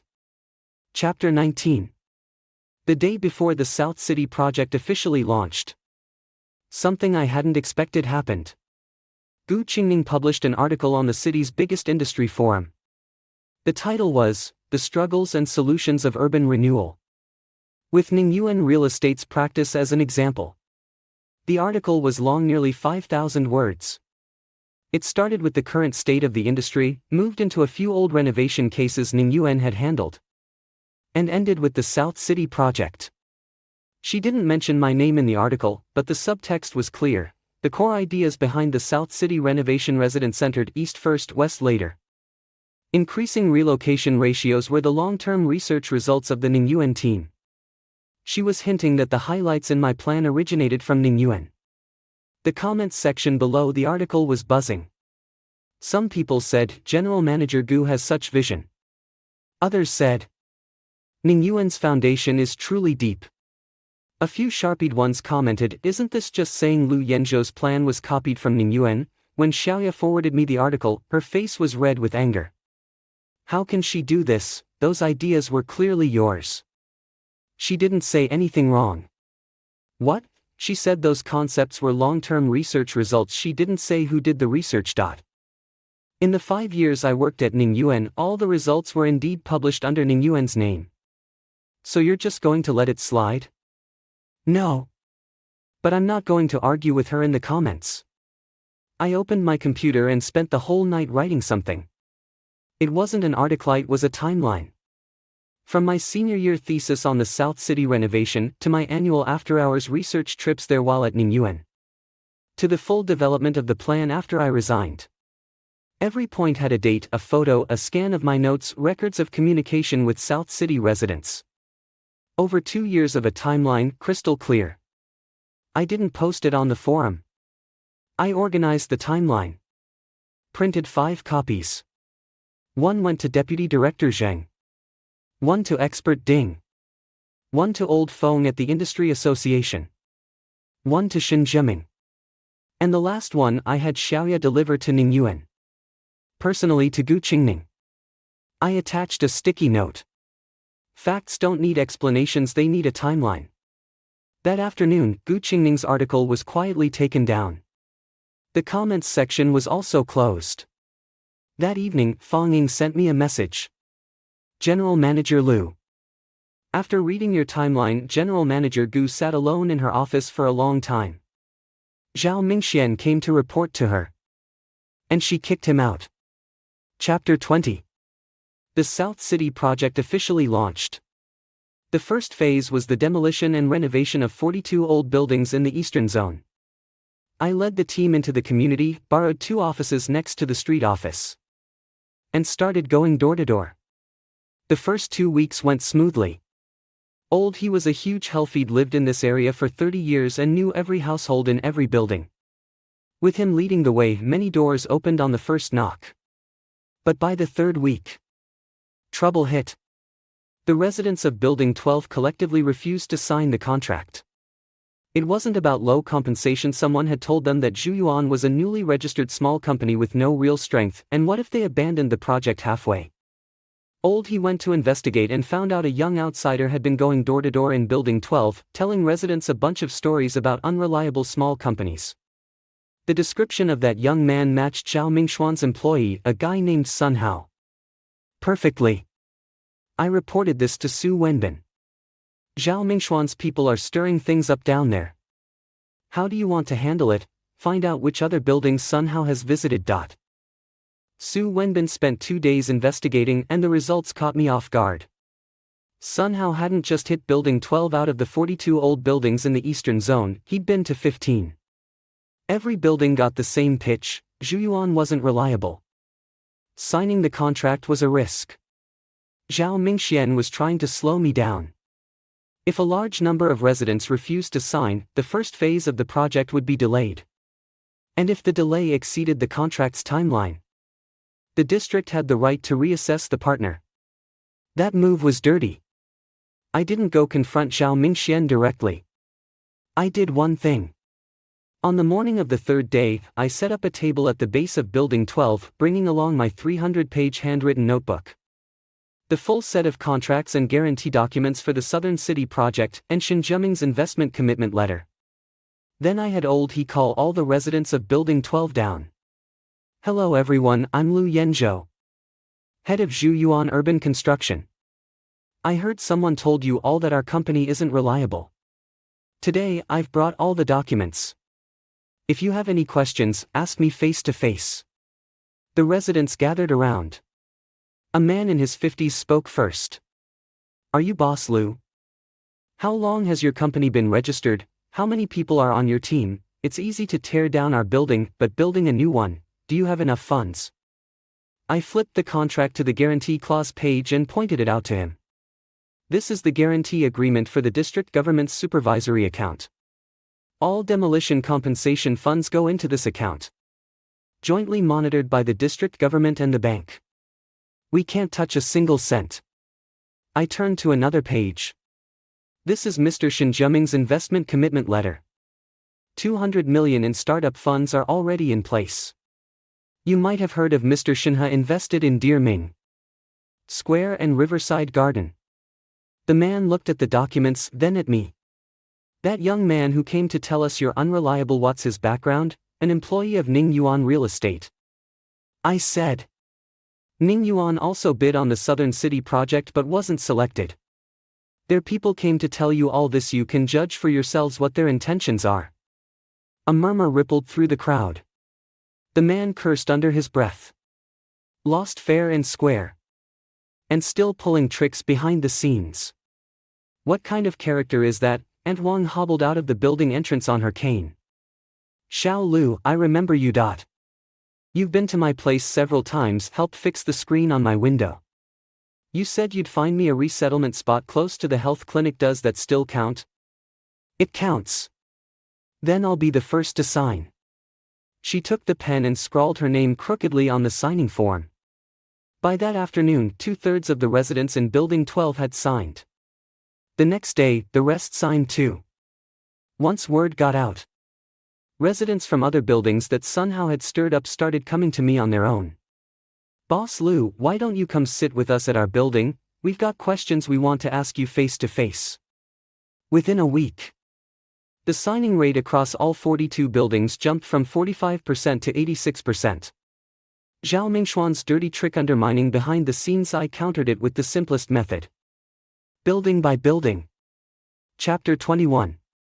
On the night the first phase of the Southern City project's signing was completed, the Industry Association held a routine networking event. It was at the banquet hall of a downtown hotel, with nearly 200 people in attendance. Developers, design institutes, construction companies, government departments, media, basically everyone in the city connected to construction and real estate was there. I hadn't planned on going. It was old Feng who personally called me. Xiao Lu, you should come. The Southern City project is the hottest topic in the industry right now. It wouldn't be right for you not to show your face. I went. I wore a plain white shirt, no tie. When I walked into the banquet hall, I realized the setup was bigger than usual. 5 people sat on the main stage. In the middle was the Industry Association's president, Old Wei, flanked by 2 vice presidents and the secretary general. The seats below were arranged in 20 rows, with the first 3 rows reserved for the heads of major companies. I found a spot in the back and sat down. After the host introduced a few agenda items, he announced a special segment. The head of Zhuyuan Urban Construction, Lu Yanzhou, the winning bidder for the Southern City redevelopment project, was invited on stage to share his experience. I hadn't expected this arrangement. I glanced at Old Feng, who gave me a nod. I stood up and walked onto the stage. 200 pairs of eyes were on me. I didn't recognize many faces, but a few were familiar. In the center of the first row sat Gu Qingning. She wore a light gray blazer today, her hair half down, half tucked behind her ears. Her expression didn't change when she saw me on stage. Next to her sat Zhao Mingxian. Zhao Mingxian, on the other hand, looked completely different. His face was pale, his hands folded on the table, his fingers unconsciously picking at the tablecloth. I picked up the microphone. Hello everyone, I'm Lu Yanzhou, head of Zhuyuan Urban Construction. Honestly, I don't have much experience to share, so I'll just say a few words. I spent over 2 years preparing for the Southern City redevelopment project. It started as a personal interest, then became a complete proposal, and later I built a team, found partners, and secured an official opportunity. Throughout this process, the hardest part wasn't making the proposal, raising funds, or dealing with the government. The hardest part was convincing over 14,000 residents of Southern City that I wasn't there to tear down their homes, I was there to help them build a better one. I'm not some big company boss with 300 people under me. I only have a team of even a notebook I've been writing in for 2 years, and a proposal I've revised so many times I've lost count. Applause rose from the audience. I continued. The easiest mistake in redevelopment is to only see the value of the land, not the people living on it. Old Zhang in Unit 3. Building 4, Apartment 602. His cat is named Gong, 12 years old, older than I've been in this industry. Aunt Wang in Building 17, Apartment 103. She goes to the health clinic for physical therapy every morning. A 3-minute walk. None of these details appear in any business valuation model, but they determine whether a redevelopment project can truly succeed. I don't have any grand theories to share. Just one sentence: in this line of work, you have to be willing to bend down. The applause grew louder than before. Old Feng stood up, leading the applause. Expert Ding also stood up. I saw Deputy Director Zheng sitting in the guest seats on the side. A faint smile flickering across his face. Then I saw Zhao Mingxian. His face had gone from pale to white. Because everything I'd just said, old Zhang's cat, Aunt Wang's physical therapy, the handwritten notebook. The countless revisions, all those details were now known to 200 people in the room. And in his proposal, he couldn't even get the number of buildings in Southern City right. I didn't need to say it. Everyone in the room was a veteran in this industry. They could tell who had real skill and who was just going through the motions the moment they heard it. I finished my speech and stepped down from the stage. As I walked past the front row, Zhao Mingxian suddenly stood up. He blocked my path. All 200+ people in the room were watching. Lu Yenzhou. His voice wasn't loud. But the entire front row could hear it. You just said your proposal was completed independently with no connection to Ningyuan. But I have a question for you. Go ahead. During your time at Ningyuan, using the company's resources, its client relationships, and its industry data to work on your private project, isn't that a violation of rules? The room went silent. This was his last card. He didn't dare say stealing trade secrets again, because the last report had been withdrawn. Effectively admitting the accusation was baseless. So he shifted angles, accusing me of using company resources for personal work. I looked at him. Director Zhao, when you say company resources, what exactly are you referring to? His mouth opened and closed. During your 5 years at Ningyuan, you had access to core data from all projects. First, all the data for the Southern District renovation plan came from my personal field research. Not from any of Ningyuan's databases. The district review experts have already verified that. Second, you claim I used Ningyuan's client relationships. Please tell me which resident in the Southern District is a Ningyuan client, old Zhang, Auntie Wang. They don't even know what Ningyuan does. Third, I paused, looking at him, Director Zhao, since you're so concerned about using company resources, I'd like to ask you a question too. The Wanqing Jinyuan project planning proposal, the cover lists you as the planner. But on page 16 of the appendix, the preparer's signature column says Lu Yenzhou. You forgot to change it. A murmur rippled through the room. Zhao Mingxuan's face flushed crimson. That was normal collaboration within the project team. Normal collaboration? Then let me ask you. Director Zhao, who handled the preliminary negotiations for that project, who oversaw the engineering coordination, and the toughest client, old Lu from the property owner's side, who spent 3 days fishing with him just to get the contract signed? He couldn't speak. 200 pairs of eyes were fixed on him. I didn't press further. I just stood there waiting for him to say something. His lips trembled twice, but nothing came out. Then, abruptly, he turned and walked out of the banquet hall. As he left, the entire hall was dead silent. The door closed. Then applause erupted. I didn't look at the people clapping. I looked at Gu Qingning. She sat in the front row, not clapping, not standing. She just sat there, watching me. Her expression, for the first time, I couldn't read at all. Chapter 22. After the industry exchange conference, Zhao Mingxian was basically unable to hold his head up in this circle anymore. The Wanqing Jinyuan signature incident spread like wildfire. From industry forums to WeChat groups, everyone was talking about it. Someone dug into other projects he had led at Ningyuan over the past 6 months.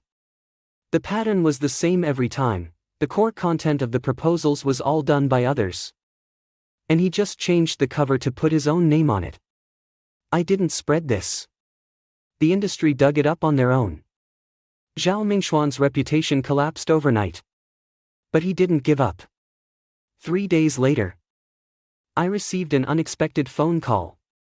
Lin Jingyang, the head of that second-tier qualified planning institute that Xin Jiming had connected me with. Mr. Liu, I need to tell you something. Someone from Zhao Mingxuan's team came to see me today. They said Ning Yuan is willing to pay a 3 million commission fee to get me to terminate our cooperation with you. How did you respond? I told him to get lost. Thank you.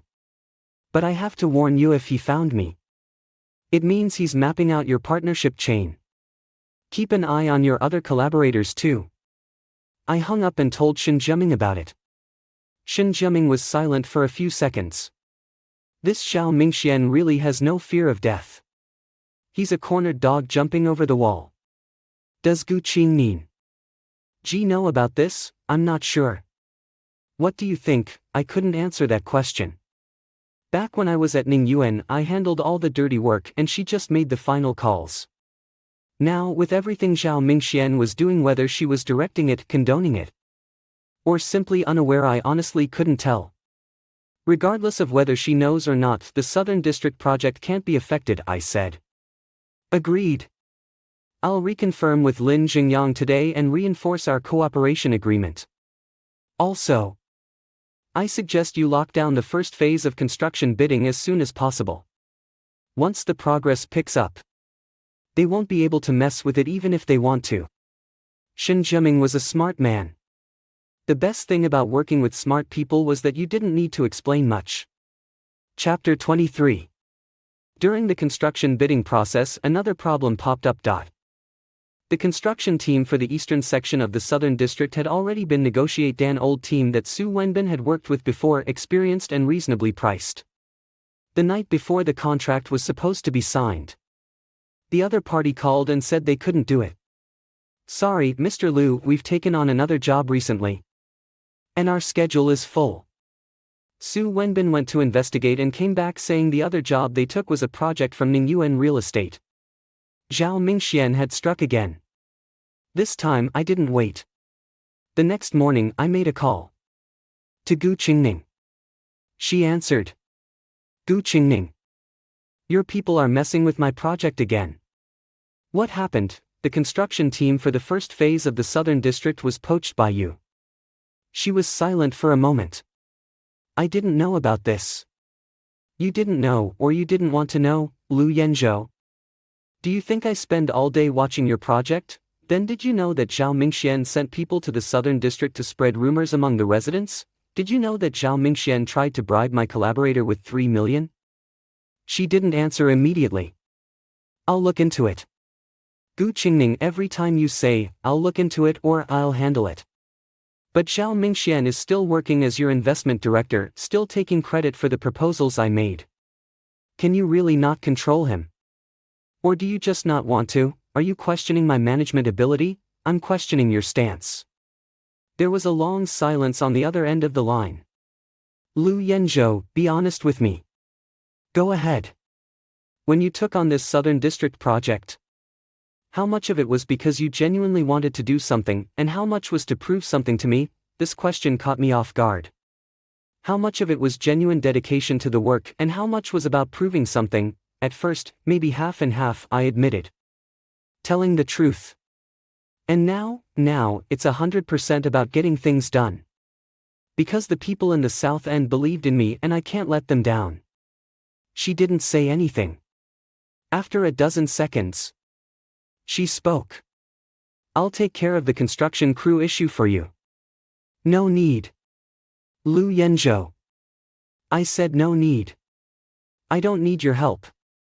I need your people to stop getting in my way. Fine. Starting today, Ning Yuan will not be involved in any part of the South End project, including Zhao Mingxian. You mean that? I mean it. She hung up. That afternoon, Su Wenbin told me the construction crew had called back, saying they'd rearranged their schedule and could take the job. I told Su Wenbin to turn them down.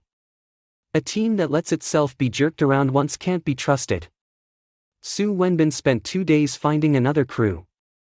Their quote was 8% higher. But they were reliable. Chapter 24. The first phase of the South End project officially broke ground. There was no big ceremony for the start. Just a string of firecrackers set off at the construction site in the eastern section. Deputy Director Zheng came. Old he came. Old Zhang. The representative from Building 12 hobbled over on his cane. His cat, Tong Luo, was in a bamboo cage hanging from his arm. "Xiao Lu, have you found a new home for Tong Luo yet?" Old Zhang asked with a grin. "Found one. There's a unit on the first floor of the transition resettlement area with a small yard. I saved it just for you." "That works." Old Zhang beamed. "Tong Luo, did you hear that? The new place has a yard. You can go out and wander around now." The orange cat in the cage let out a meow. After the groundbreaking, progress moved fast. Su Wenbin oversaw construction. Xiaoya handled coordination. I was in charge of overall control and liaising with the district office. I was at the site by 6:30 every morning and back in the office sorting through documents until 11 at night. I was busier than I'd ever been at Ningyuan. But the feeling was completely different. At Ningyuan, the busyness was for someone else's company, someone else's goals, someone else's glory. Now, the busyness was for my own career. That feeling was worth it. One night during the second week of construction, I was doing a site inspection when I got a call. "Fang Ying. Mr. Liu. There's something I think you should know." "Go ahead." "Zhao Mingxian has been fired." "When did this happen?" "This afternoon." General Manager Gu called an emergency management meeting and announced it in front of all the senior executives. The reason was serious violation of professional ethics, damaging the company's reputation. Zhao Mingxian was fired. After I'd publicly exposed him at the industry conference, after all those little schemes he'd pulled behind the scenes, Gu Qingning had finally made her move. General Manager Gu also said something. Fang Ying hesitated. "What?" she said. "Ningyuan doesn't keep people who feed on others' misery." I stood by the scaffolding at the construction site listening to those words. I couldn't quite describe what I felt. 5 years. If she'd said that a year earlier, no, even half a year earlier, I might never have left. "There's one more thing," Fang Ying's voice dropped. "After Zhao Mingxian was fired, he didn't leave quietly. He made a big scene in the company. Said General Manager Gu was burning bridges and killing the donkey after it had done its work. He said a lot of nasty things." "Like what?" He said his relationship with General Manager Gu wasn't just professional." "What does that mean?" His exact words were, "You think I don't know why you brought me to Ningyuan? You were looking for someone to replace Lu Yanzhou. Professionally. And in other ways too." My grip on the phone tightened. What was General Manager Gu's reaction? She had security escort him out. She didn't say a single word to him the whole time. I closed my eyes and took a deep breath. "Fang Ying, thank you for telling me this. Mr. Liu. Don't overthink it. Zhao Mingxian talks nonsense all the time. You can't trust what he says." "I know." After I hung up, I stood at the construction site for a long time. Whether what Zhao Mingxian said was true or false, I didn't know. But one thing I did know. In 5 years, Gu Qingning had never once brought up anything outside of work with me. And Zhao Mingxian, in less than a year, had dared to say something like that. Whatever the truth was, some things had already lost their meaning. Chapter 25. After Zhao Mingxian was fired, he didn't just quietly disappear. The first thing he did was register an anonymous account on an industry forum and post a long thread. The title was, "The Truth Behind the South End Renovation, a Packaged Grassroots Hero." In the post, he tore me apart from head to toe. He said my 5 years at Ningyuan were nothing but grunt work. That I had zero experience running an independent project. He claimed the core of the South End plan was stolen from inside Ningyuan. He said Shen Zheming was fooled by me. He said Zhou Banian was just a front I'd brought in. Every accusation was written with authority. Like an insider leak. Within half a day of the post going up, it had over 50,000 views. The comments section split into 2 camps, arguing fiercely. Some said, without evidence, it's just slander. Others said, where there's smoke, there's fire. Something's fishy. Xiaoya was so furious she was pacing in circles in the office. Brother Lu, this has to be Zhao Mingxian. What's the point of anonymity? Let's call the police. No need. Why not? This is defamation. Do you think getting into a war of words with an anonymous post online does us any good? Then what are you going to do? Answer with facts. I called old Feng. Uncle Feng, isn't the industry association holding its annual awards next month? That's right. The Annual Urban Renewal Excellence Case Award. What about it? Can the South End project's first phase be entered? Of course. But you've only just started construction on the first phase. Will the progress be enough? What are the judging criteria? It's not about completion. It's about the innovation of the plan, resident satisfaction, and social impact. Then that's enough. You want to enter? Yes. Alright, I'll put you in. After I hung up, I started preparing the entry materials. This time, I didn't just use text and data. I had Xiaoya take a camera to the south end. She photographed the construction site in the eastern section, the daily life at the transition resettlement area, and the smiles on the residents' faces. Old Zhang sat in the yard of the resettlement site, holding his bronze gong, soaking up the sun. That photo later became the most moving page in the entire evaluation dossier. The dossier took 3 days to prepare, finally totaling over 40 pages. No 3D animations. No rendered renderings. Just real photos, real data. Real feedback from the residents. The day after the materials were submitted, Zhao Mingxuan's anonymous post was deleted by the forum moderators. Reason: multiple reports, content unverifiable. Among those who reported it were Old Feng, Specialist Ding, Old He from the Qingnan Subdistrict Office, and over a dozen representatives from Qingnan residents. They acted on their own to report it. I didn't ask anyone to do that. Chapter 26. The day the results came out, I was at the construction site checking on progress. Old Feng called. Xiao Lu, congratulations. First prize. What? The Annual Urban Renewal Excellence Case Selection, Qingnan Old Renovation Project, first prize. Unanimous vote by the judges. I stood under the scaffolding, nearly dropping my phone. The awards ceremony is next Saturday. The city's leadership will attend. And there will be people from the province. Get ready. First prize. Unanimous vote. This was the first time I'd been officially recognized since leaving Ningyuan. Not private chatter within the circle, not casual praise from friends, this was black and white, official. Industry-wide recognition. After the news spread, my phone buzzed with over 200 messages in a single day.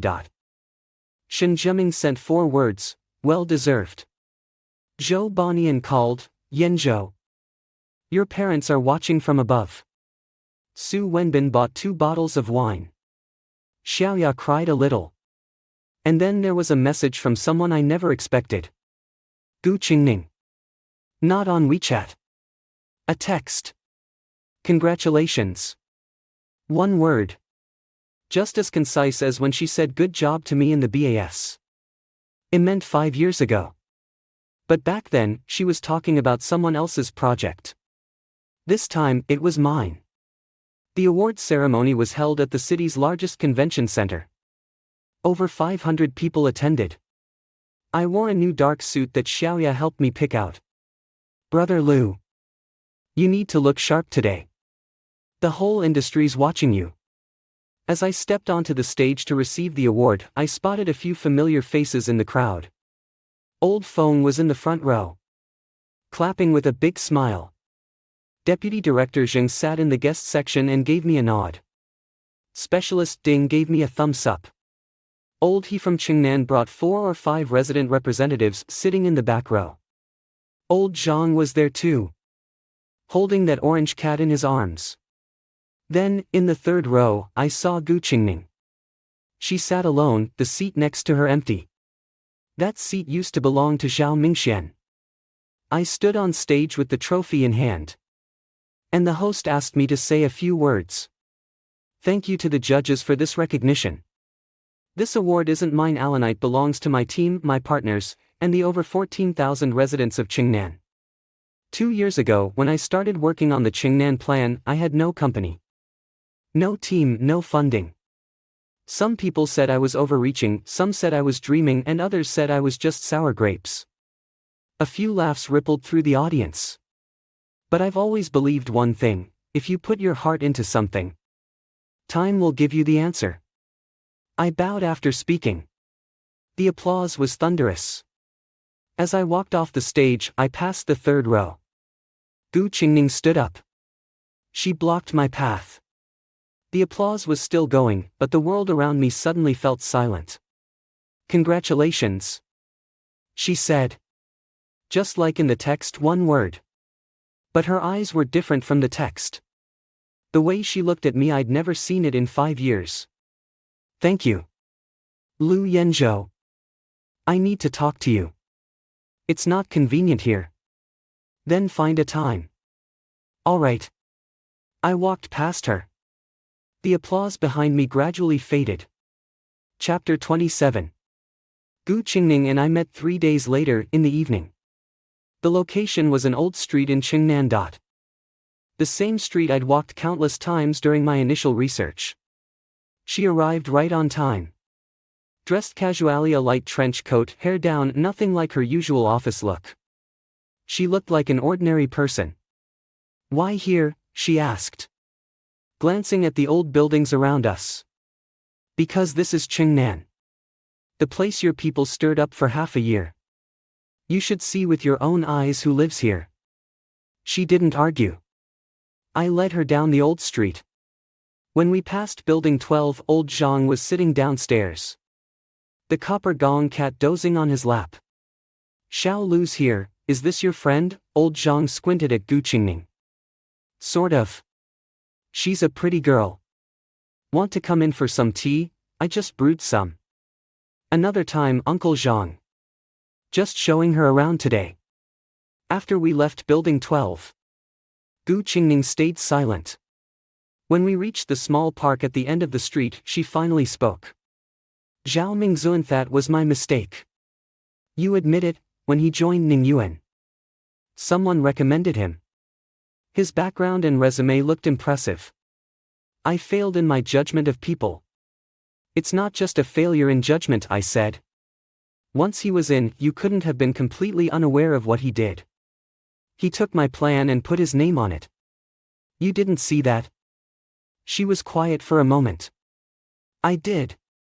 "Then why didn't you do anything?" "Because when you were there, I thought everything was just taken for granted." "Taken for granted?" "You did so much that I couldn't tell anymore what you did and what others did." She stared at her shadow under the streetlight. "After you left, I realized all of it was done by you alone. So you kept me because you lost a worker?" "No."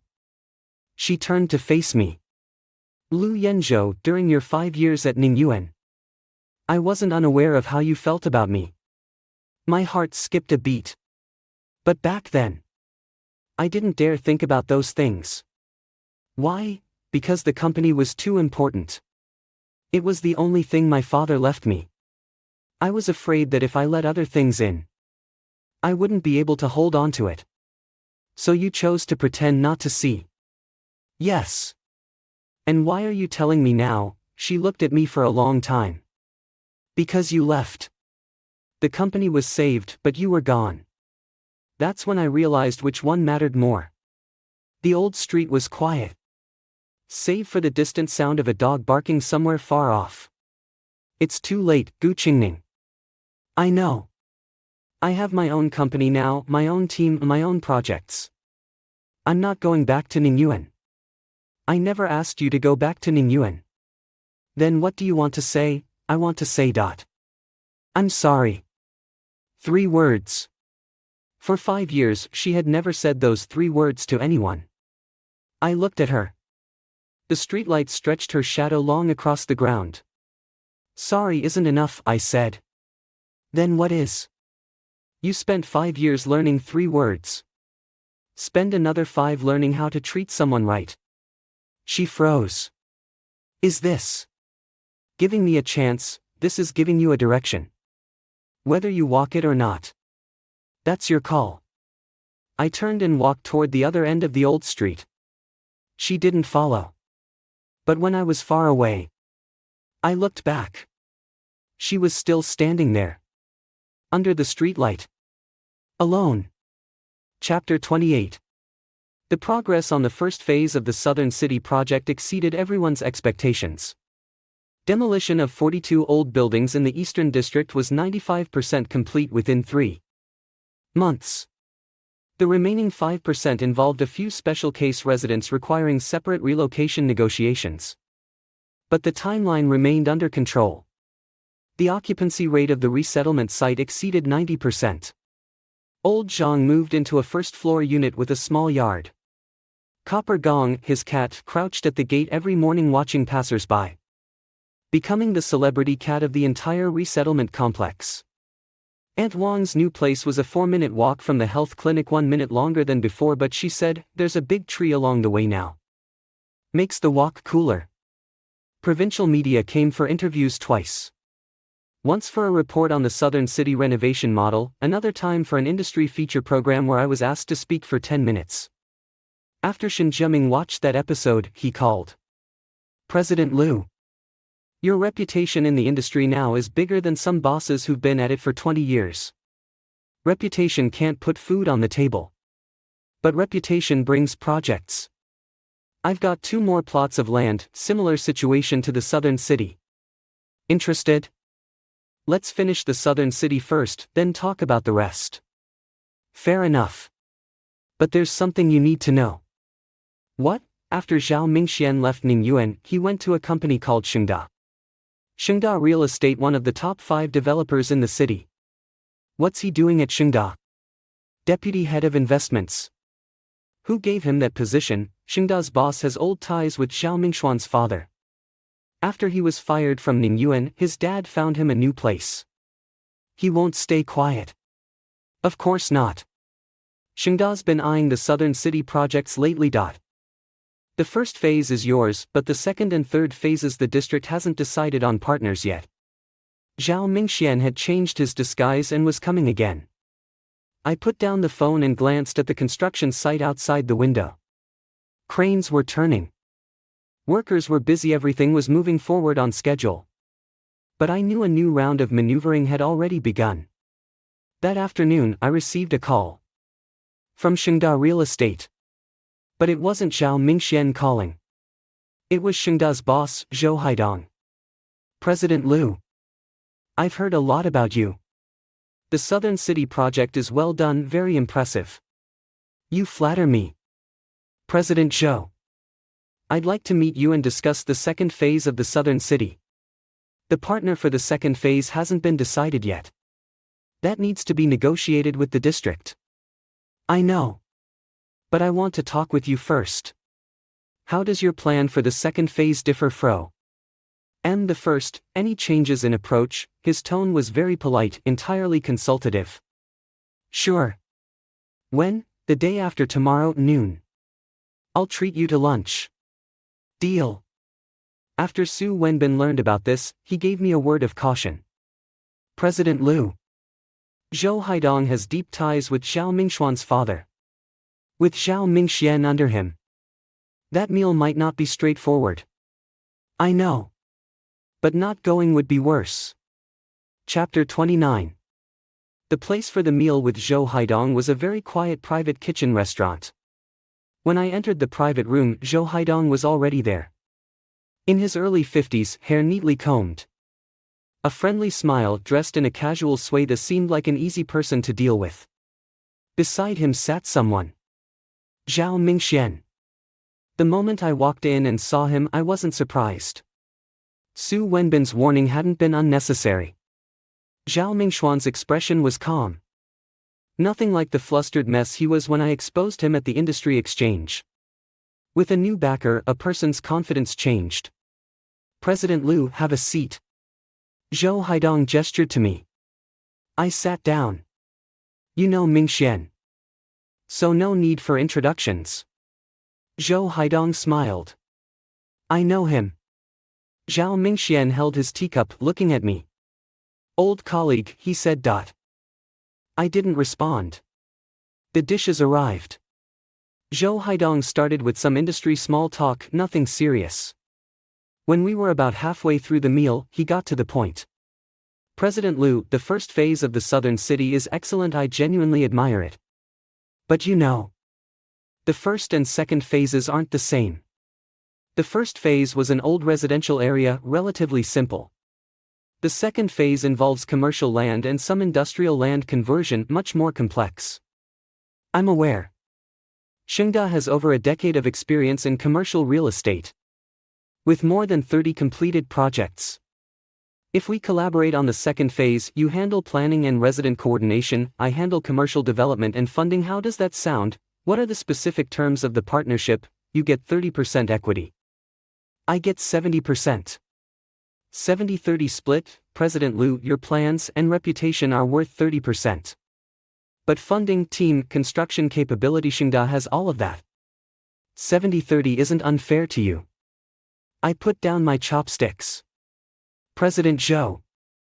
From the proposal to the research to the bid to the execution, I did every step of the Southern City project.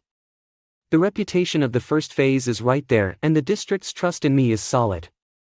If I'm going to bring in a partner for the second phase, I'll find someone who helps the project, not someone who brings me headaches. I glanced at Zhao Mingxian. His face changed. Zhou Haidong's smile didn't waver, but he set down his chopsticks. President Liu, what exactly are you implying? Very clear. Everyone in the industry knows what Zhao Mingxian did during his time at Ningyuan. Stealing someone else's proposal and putting his own name on it, reporting competitors for stealing trade secrets. Sending people to residents' homes to spread lies and smear reputations. With someone like that as your deputy head of investments, do you think I can feel comfortable cooperating with you? Zhao Mingxian stood up abruptly. Liu Yanzhou, don't you dare go too far, too far. Zhao Mingxian, whose name is on the signature line of page 16 in the Wanqing Jinyuan planning proposal, who was Sun Hao, the guy you sent to Building 12 during that period when the South Side residents refused to sign. Do you want me to pull up the bank records for the 3 million you used to bribe Lin Jingyang? His lips trembled twice. Nothing came out. Zhou Haidong's expression shifted too. He shot a glance at Zhao Mingxian. In that look, I saw something I understood. It wasn't trust. It was doubt. President Zhou, I stood up, thanks for the meal. As for the partnership, I'm not interested anymore. As I walked out of the private dining room, I heard Zhao Mingxuan's voice behind me. Uncle Zhou. Everything he said is slander. I didn't catch the rest. The door clicked shut. When I stepped out of the private kitchen restaurant, my phone buzzed. Gu Qingning. One message. Did Zhou Haidong treat you to dinner? She even knew about this. Yeah. Is Zhao Mingxian there? He is. What did he say? He didn't get a chance to say much. I shut him down. She sent back an A few seconds later, another message came through. Liu Yanzhou, if you need a partner for the South City Phase 2 project, Ningyuan is open to negotiations. I stared at that message. 5 years ago, I helped her build that company from scratch. Now she's talking about negotiating with me. The world really is strange. We'll see. I replied with 2 words. Chapter 30. On the day the South City Phase 1 was completed, I stood at the entrance of the newly built resettlement complex, watching the residents move in. Old Zhang was the first to enter his new home, carrying his bronze gong. First floor, with a yard. Facing south, great sunlight. The gong jumped out of his arms, took a stroll around the yard, then curled up on the doorstep and dozed off. Aunt Wang hobbled into her new room on her cane, stood by the window, and looked outside. Xiao Lu, which direction is the health station? 4 minutes to the left. There's a big osmanthus tree on the way. Good, just like you said. She smiled. Old he was helping folks from the community carry stuff downstairs, sweating all over. Xiao Lu, we've moved in over 1,200 households for Phase 1 and not a single one has complained. Do you know what that means? I've been working in South City for 30 years. And I've never seen anything like this. I stood there watching these people, the ones I'd documented for over 2 years. Visited countless times, move into their new homes. There was this indescribable feeling. Not pride. Not arrogance. It was solid ground beneath my feet. Shen Jiaming showed up, stood beside me, and watched for a while. President Liu. Phase 1 is done. You've seen the numbers on the books, right? I have. Profit is 12% higher than expected. With the first phase breaking even plus revenue from shop sales, Zhuyuan now has over 40 million in net cash flow. 40 million. A year ago, when I registered Zhuyuan, my entire net worth was only 500,000. What's the plan for phase 2? Do it ourselves. Shen Jiaming glanced at me and smiled. You've got that confidence now. What about you, still in for phase 2? Of course. But I want to renegotiate the equity split. Go ahead. Change it from 50-50 to 60-40. You get 60, I get 40. Why? Because on this South City project your value is bigger than I estimated. Shen Jiaming has a principle in business: pay what it's worth. Don't shortchange your partners. I looked at him and extended my hand. Pleasure doing business. He shook my hand. That evening, the South City community held a small celebration. No big spectacle, just a few tables of home-cooked food set up in the resettlement complex's square. Made by the residents themselves. Old Zhang walked over with a glass of baijiu. Xiao Lu, I'll toast you. Tongluo's new homie's very happy with it. Tong Luo lay at his feet, tail swishing. I downed that drink. Uncle Zhou Banian also showed up. He stood at the edge of the square, watching the lively crowd, and smiled. Yenzhou, your father once told me something. What was it? He said, in this line of work, what passes through your hands is money and land. But what you carry in your heart has to be the people. You've done that. I lowered my head. My phone buzzed in my pocket. I didn't check it right away. After the celebration ended and the residents had returned to their new homes, the square was left with only a few streetlights. I pulled out my phone. A message. Gu Qingning. I saw the news about phase 1.